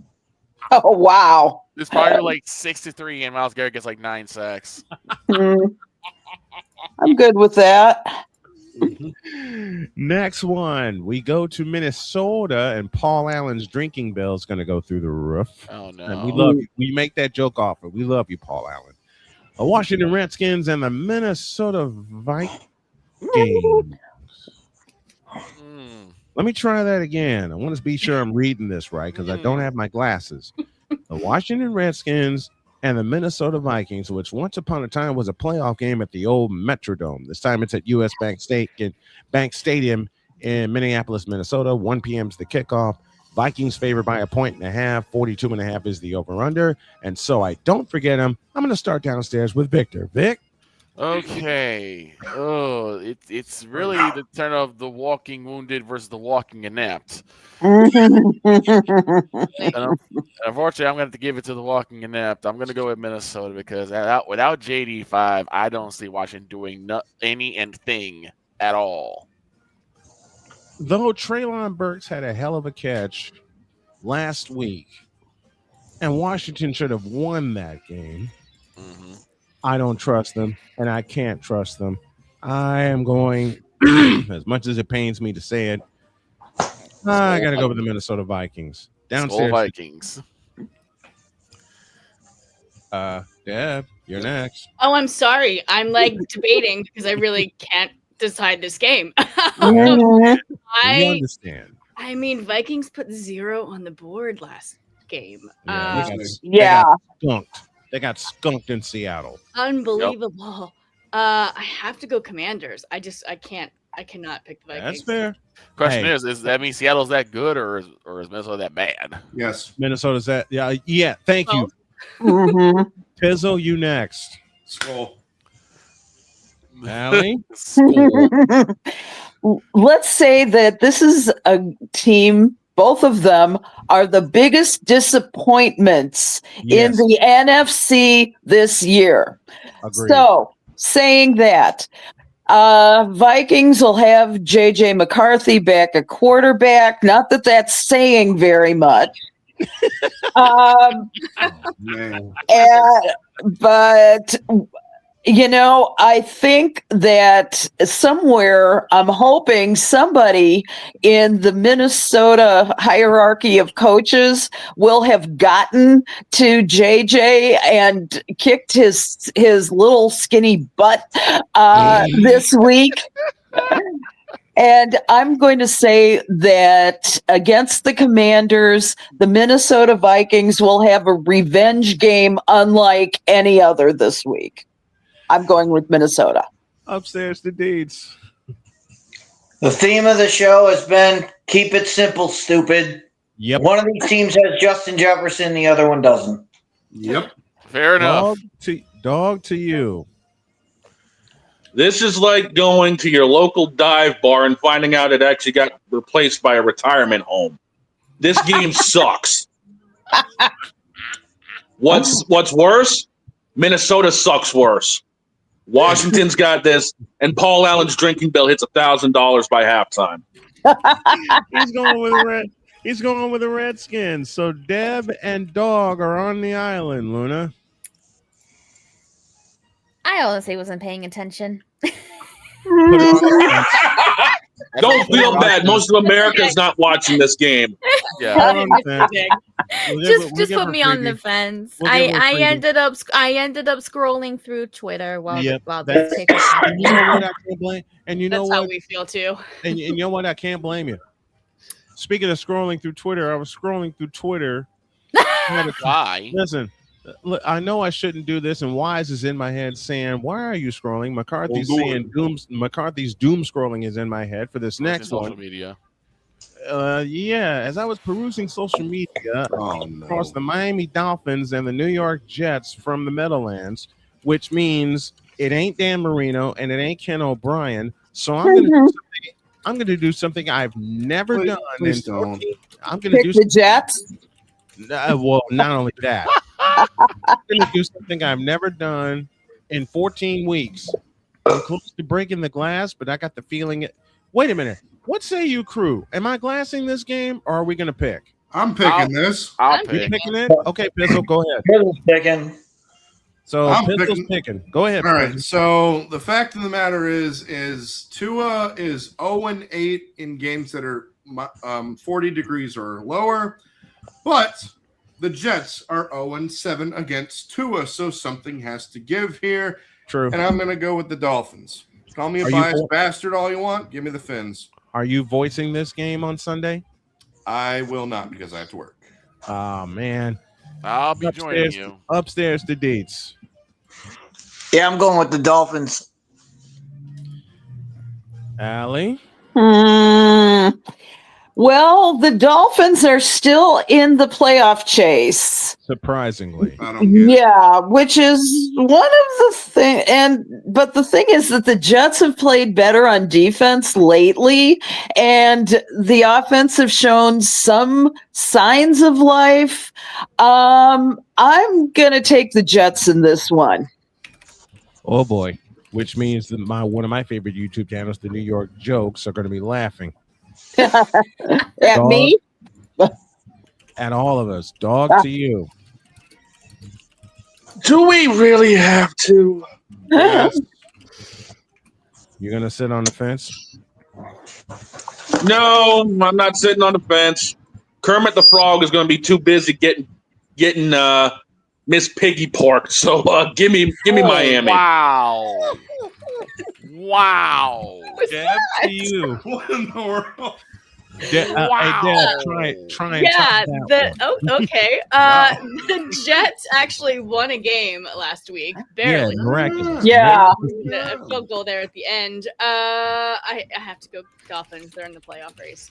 More bounce. My turn. I'll go with the Dolphins. Victor. Hey, the New York Jets won a game against the Falcons. Hey. Yippee. Big deal. Give me the Dolphins. It is not gonna be close. I'm following most New York Hey, Jets fans. the Just Jets have kidding. won 3 of their last 5 games. Wow. True, but That's when I what think about I'm it, saying. I'm going JETS, just end the season. Just like I won't do the other one. It's a baseball reference, and It's Allie the Cubs. I know. I know Allie will exactly. beat me upside. Allie will beat me upside the head as she has done for the last 14. For the last 14 years that I've known her, every time She'll I make gip a smack Cubs you. joke, every time one of the greatest things about the friendship I have with Allie, every time I make a Cubs joke, whether inadvertent or purposeful, she's giving me the death stare. Yep. Threaten with her. She's a foot shorter than me. She's threatened to beat me upside the head with a baseball bat every time I meet I'm very strong. I know I am you know. very, very strong. How So- strong is it? Listen, how about strong the is Allie? How strong is Allie? You asked. When we covered a Sky game, she had to lift my equipment onto the table, which I couldn't get to because I was already situated. And I was squished in a corner. Don't ask how she lifted my equipment. Luna, are you sitting on the fence for this game? Yes. How many Yes, fences do I okay. have left on NFL, Don? You got enough. You've got 4 left. Okay, fence me. Which means I have the feeling the next 2 tank division games, she may use 2 of them. 2 teams I God, don't what talk are crap they? about. New Orleans and Tampa Bay, the next one. Ooh. I'll start with Deb. Tampa Bay favored by 8.5, over under 41.5, and Deb will start this round of picks. I mean, Tampa Bay is getting some of their key players back from injury. I'm going Tampa Bay. Dog. This is going to be a game where Baker shows he ain't no faker. Give me Tampa. Pizzle. He's not a Laker either. He's not a Laker. And he doesn't drink the He ain't a Laker. He don't drink the brown liquor. He don't. We love you, Hey, Tampa Bay. The Bucks are hot and ready to play. BUCCANEERS. Go Bucks. Part of the cannon. And thank you, Gene Deckeroff. Allie? The Saints will be the Aints in this game. It's got to be Tampa Bay. They're ready.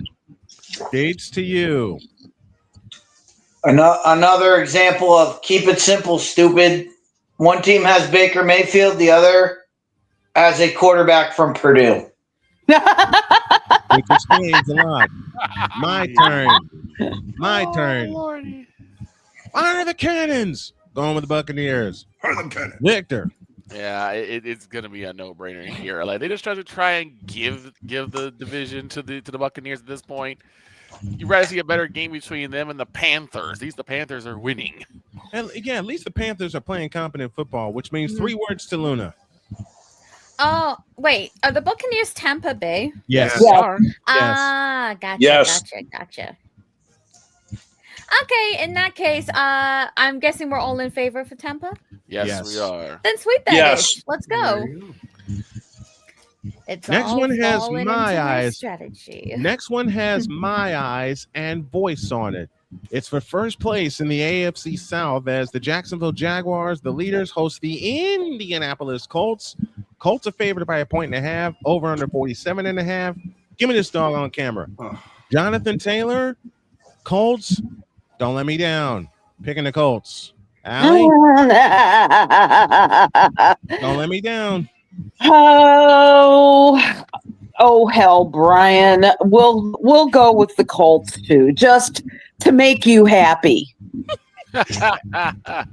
Just so you won't be on an island, buddy. Hey, you're making this person happy too, because more than likely I may wind up on the island. Pizzle, downstairs to you. It's been 11 years since the Colts have won in Jacksonville. Wow. 2014 is the last time they did it. And I remember them doing it. Yep. It's going to be 12. Give me the Jags. Downstairs to the dog. There ain't a big enough BTE trigger, one-wigged angel, or anything like that. Indy's going to find out that they have another decent QB, and oh, by the way, Jonathan Taylor goes off for 250. Give me Indy to break that streak.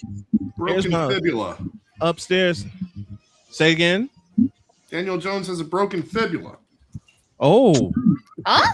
And he's been trying to play through it, which means Taylor's going to get 30 carries in this game. I'm still picking the Colts, and here's my wanna parlay play of the day.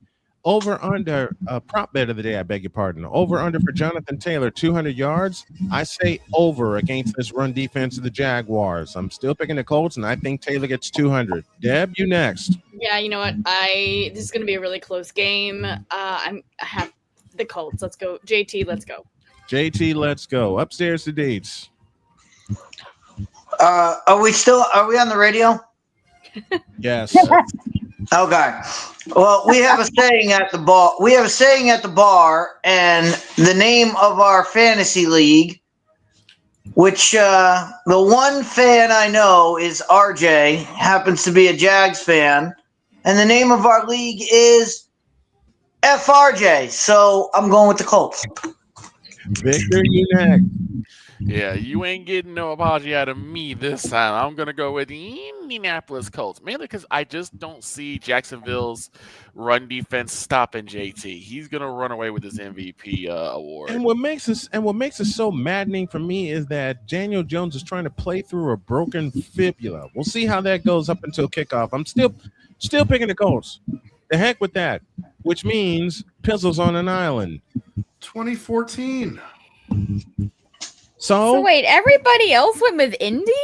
We all went Indy. Yeah. Yes. Well, here's what I'm gonna do. I'm actually gonna use one of my fences because as much as I would love to see INDY win this, given history. Yeah. Given the history that Pizzle said, I just want to watch it from a comfortable view and just pray that Indy gets it. I want to see Taylor get 2.5 in this game. So yeah, even though I'm on the fence, I'm secretly praying. I want for Jonathan Taylor. I'm reminded of a game where they played against the Patriots and they hadn't beaten the Patriots in a while, and Jonathan Taylor sealed it with a 67-yard touchdown run. I say that's what decides it in this game. Let's go to Baltimore. Yeah. Can we just say Napoleon picked the Jaguars so we can have a apology on Monday? Yes. Yes. and you know Wait, who you else mean is going to owe an Tuesday apology? because he won't be here on Monday. Right. Just a minute. You know who else is going to owe an apology? Damian picked the Jaguars. So I want Damian. Should the Colts win, I want Damian to issue an apology, not just to me, but to my beautiful wife as well. Let's finish the 1 o'clock slate. We finish in Baltimore with the Pittsburgh Steelers and the Baltimore Ravens. Baltimore favored by 5.5, over under 42.5. Give me this camera, which means Baltimore will get 41.5. They're going to blow them out. Give me the Ravens. Allie, to you. First place in the AFC North. Both teams coming off bad losses, both at home. Neither team's playing well. Ravens are a little better. I'm going with the Ravens. Pizzo, to you. Go with the Raven. Nevermore. Aaron Rodgers is about to turn into my quarter machine at the arcade because Lamar Jackson's going to knock about $300 worth out of his ass. Give me Pittsburgh. Yeah, Baltimore. I just don't see the Steelers winning this one. Ravens, I've got Lamar on my fantasy. I have to go Baltimore.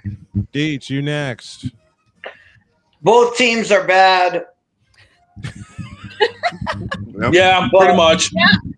But I'm gonna go with the Steelers just because if they don't get this, then Mike Tomlin will have his first losing season. Yeah. Wow. I want that so badly. Victor, to you. And I don't want to hear fire Tomlin again. They were booing Renegade. For God's sakes. Victor, to you.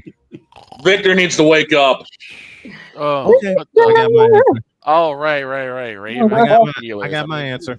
Is it still whack-a-mole Mason Rudolph, or is Aaron Rodgers finally gonna get the course out of his behind? I don't know. Anyway, Who cares? I'm going Ravens simply because the Steelers are just at this point they just can't win any meaningful games. I'll describe the Steelers. I'll describe the Steelers in one word. Trays.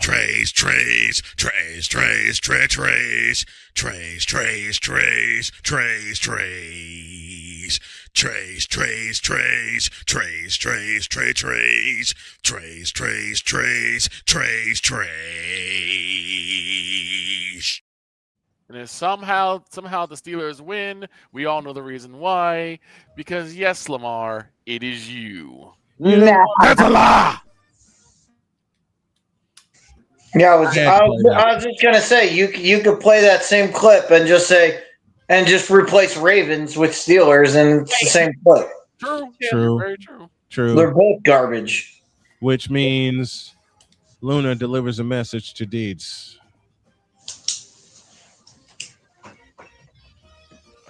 Luna, wake up. Maybe. Perhaps. Luna. I think she had to step away. We'll come back to her. We got a few minutes left. All 4 o'clock games begin this way. 4:05 Broncos and Raiders. Shall I say we all sweep for the Broncos? Yes. Yes. We're all in favor of the Broncos. 4:25 Lambeau Field. Bears and Packers. And I say you know what? I'm gonna like saying this. I say Green Bay will sock them in the mouth. Look, Allie, I know you're gonna hurt me for that one, but I don't trust Caleb Williams as far as I can throw him. Pizzle, go Pack, go. Sorry, Deb. Or Rick, Allie. yeah. Deb, to you. Packers are 6.5 favored. This is the oldest rivalry in the NFL. By the way, they started 1921. Little facts for you there this morning. You have to go Packers. You have to. Sorry, Allie. Sorry, Allie. All right, dog, to you. Well, as much as we want to see John Goodman singing "Sweet Home Chicago," I hate to tell you something. Steve Goodman. It ain't gonna be sweet. The cheese is gonna be running like nachos. Give me Green Bay. I really hope that's the case. Deets. Oh my. I'm just trying to figure out how he's got Roseanne's husband singing. Right. He did it in an episode. What just happened? But anyway, if the Packers remember that Josh Jacobs exists, the Packers will win. I'm tired of these trolls in here. Either keep it nice so you don't get your comment read. Well, Victor, to you.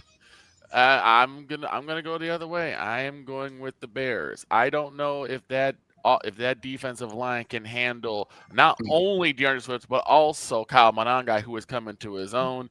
You limit DJ Moore. You go through Roma Dunze and Colson Loveland, and I think the Bears take this one. So I'm gonna say bear down. Sorry. I love you, Victor. Love you too, Allie. Okay, so Allie and Victor are picking the Bears. Now wait a minute. Wait. I assume. Wait. Go ahead. Wait. The number 1 seed currently belongs to the Bears. They lead the division until week 17. Yeah. Now, did you notice Ben Johnson after the Eagles win? Oh yeah, I saw it. You saw the damn, that guy looks like he can play. It's damn. He's lifted some weights In his lifetime. I'm like, I turned to Greg. I'm like, why can't you look like that? Wow. No, I didn't. No, I was nicer than that. But you know what? I am going to go out on a very long limb to pick the Bears for this one. I think I'm just saying that the Bears have surprised me this year. It's not that they haven't humiliated me in the past, and I know they will again, but and they might do it against Jordan Love on Sunday. I could see it happening. I anticipate, though, a very, very tight game. Even if the best of them say Packers 28, Bears 20. That's what they say. Right. However, I'm going to flip that. Bears 28, Packers 20. Yeah, I picked, and to think I picked the Packers, and I couldn't stand the Packers for the longest time. First of all, because of a fellow by the name of Brett Favre. Favre, or Favre, as I incorrectly. I incorrectly pronounced his last name the first time I saw it. If Bears wins, I'm going to say it again.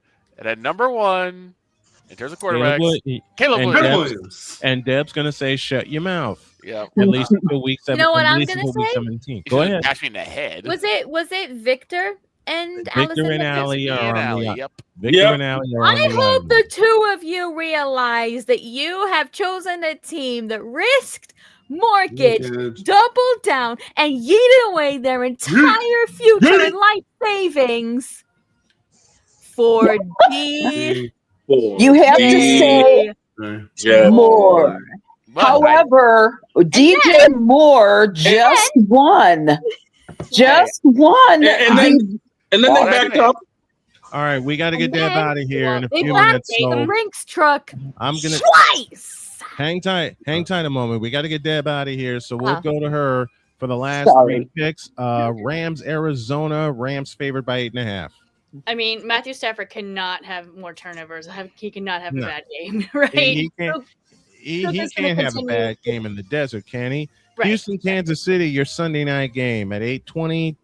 Kansas City favored by 3.5, and this is it for them. Ooh, I have to go Houston. I just can't pick Kansas City. No, I can't either. And then, of course, I don't even have to ask about the last one. You're wearing green. Yep. So I will be there. Let's good. Go. So those are Deb's picks. Deb, you can get on out of here. Thank you very much, my dear. Deb. Bye. See you Really later. appreciate it. Thank you. Good luck. Thank you. Let's go back up. Let's go back upstairs. 425 in Arizona. Rams and Cardinals. And Allie, I'm going to have you start this round. Okay, well, consecutive road games for the Rams. This one's a short trip. Let's put it this way. I'm thinking that the Rams need revenge. It'll be a revenge win for the Rams. All right, Pizzle. Whose house? Swerve's house. But this weekend it will be Rams' house. Give me the Rams. Dog. Rams, I ain't playing with you. Okay, playmaker. Put Kyler Murray back in there. Get him out. Get him back playing Call of Duty. Rams get this. Deeds.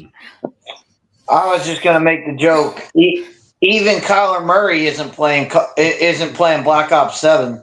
That's true. That game is bad. All right. You got to go with the Los Angeles Rams. Not this guy again. So Yeah, that guy. Victor. Here's the thing. The Rams came in with paper bags over their head after they choked the game away to Carolina. Yep. When in doubt, when you need to pick me up, just beat up the Arizona Cardinals. Which my beloved Niners did twice this year. Thank you, God, for that. Give me the Now the Sunday night game, and I am going to put my ears on for boss. What I missed? What? You're forgetting someone. Hello. Well, you don't.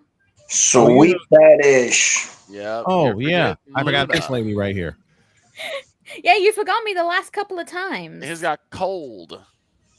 I got cold and I got frost brain. We thought you had stepped away, Jen. Yeah, because a couple of times we came to you, we didn't know if you had stepped away or not. So I'm sorry.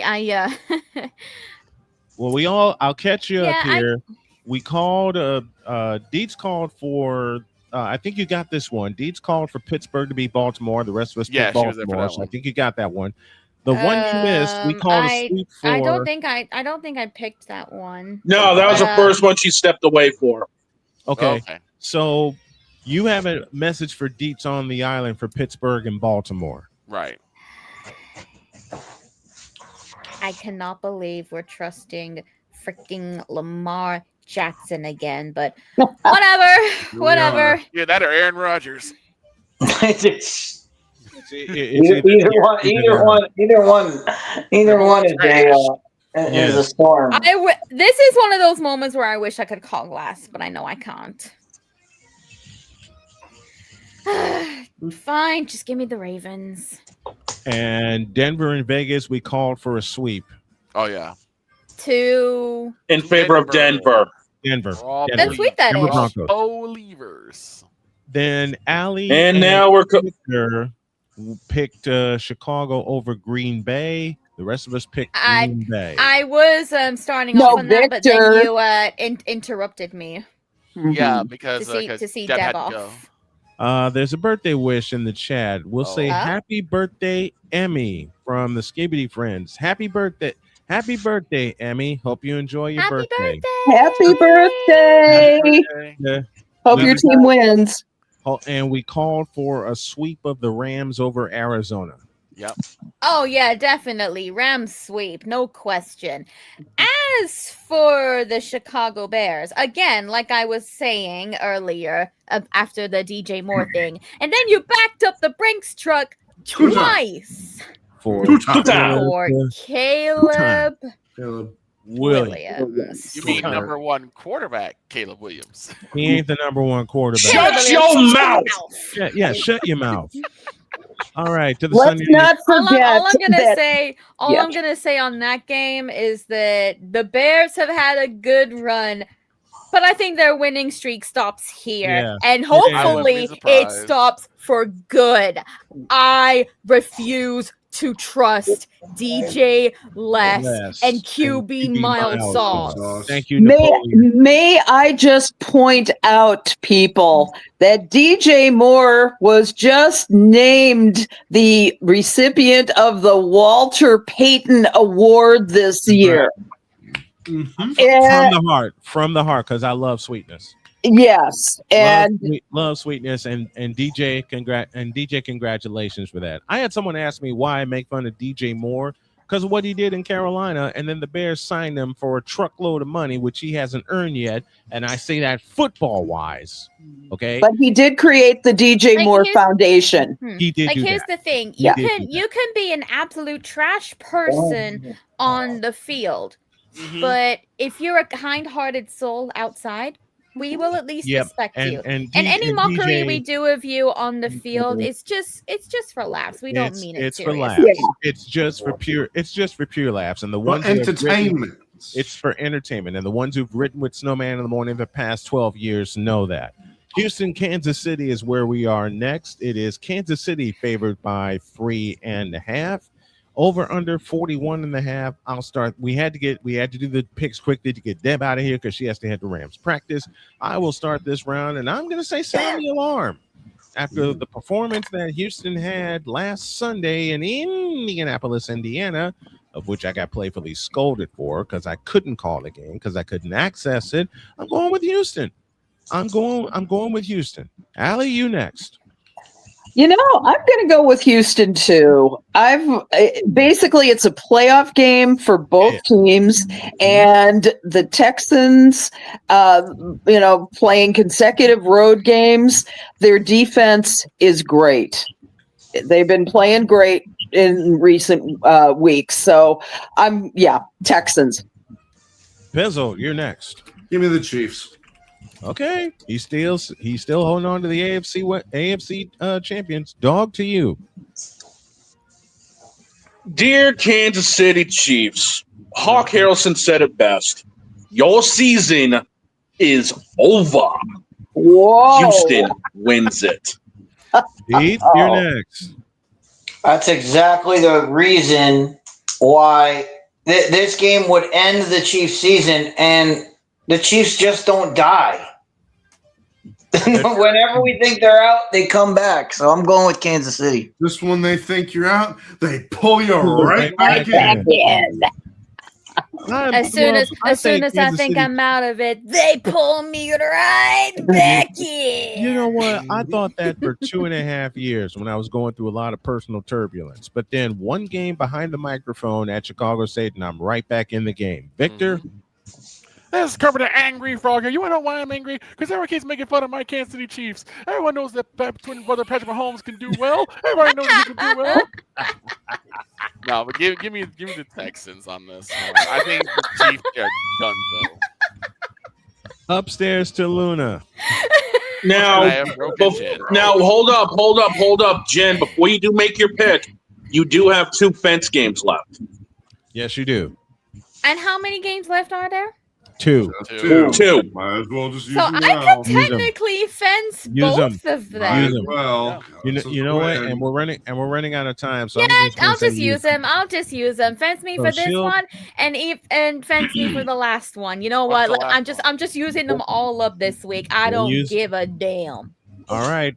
And the last matchup, Monday Night Football, 8:15 is your kickoff time. The defending world champion Philadelphia Eagles face the San Diego Chargers. Eagles favored by 2.5, and I say Eagles okay, fly. I'm so glad I fenced this one, actually.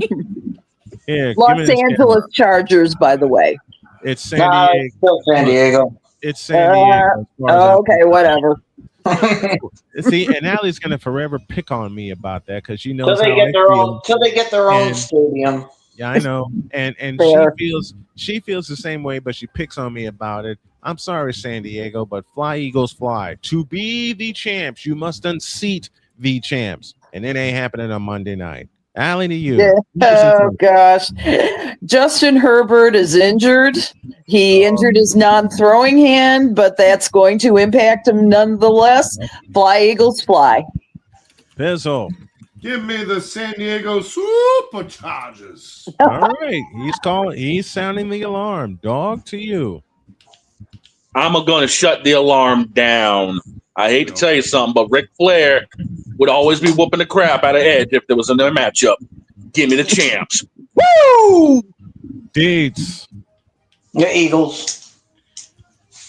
Victor, That's you're it? next. I'll make sure. No, there's nothing to it. I mean, just a same. I could make a Jim Harbaugh joke, but I don't really care. I'm gonna say right Don't now, do I do not need Deb coming down here egging my house. So I'm gonna go with the Eagles. I don't need that back in my Because my house. I'm going to say this up until the end of the season, because no, San Diego, you are not the Dallas Cowboys. You can't beat the Eagles. Oh dear God. Oh dear God. Which means Luna has a message for Pizzle, who's on the Another island. one. I thought I said I was already on the fence for this. Oh, you one. did. on the She fence. did. She fenced it. She fenced it. Which This means, is one ladies I and gentlemen, definitely those are have to fence. which means, ladies and gentlemen, these are the picks sure as hell bound to go wrong. Brought to you by Wanna Parlay, the world's richest parlay, and BetUS.com, where the game begins. Get me the hell out of here, please. Ow! Every time. Every time. Have a great weekend. God bless. Remember to make your next move your best move, and always remember, if your dreams don't scare you, they're simply not big enough. Dream big, do bigger. We hope y'all are too. And don't No, I'm don't not. throw in that book upside your head. Q Queen. Follow the Q Queen on Twitch. No, come here, We're come out. here. See I'm you fighting later. you. I'm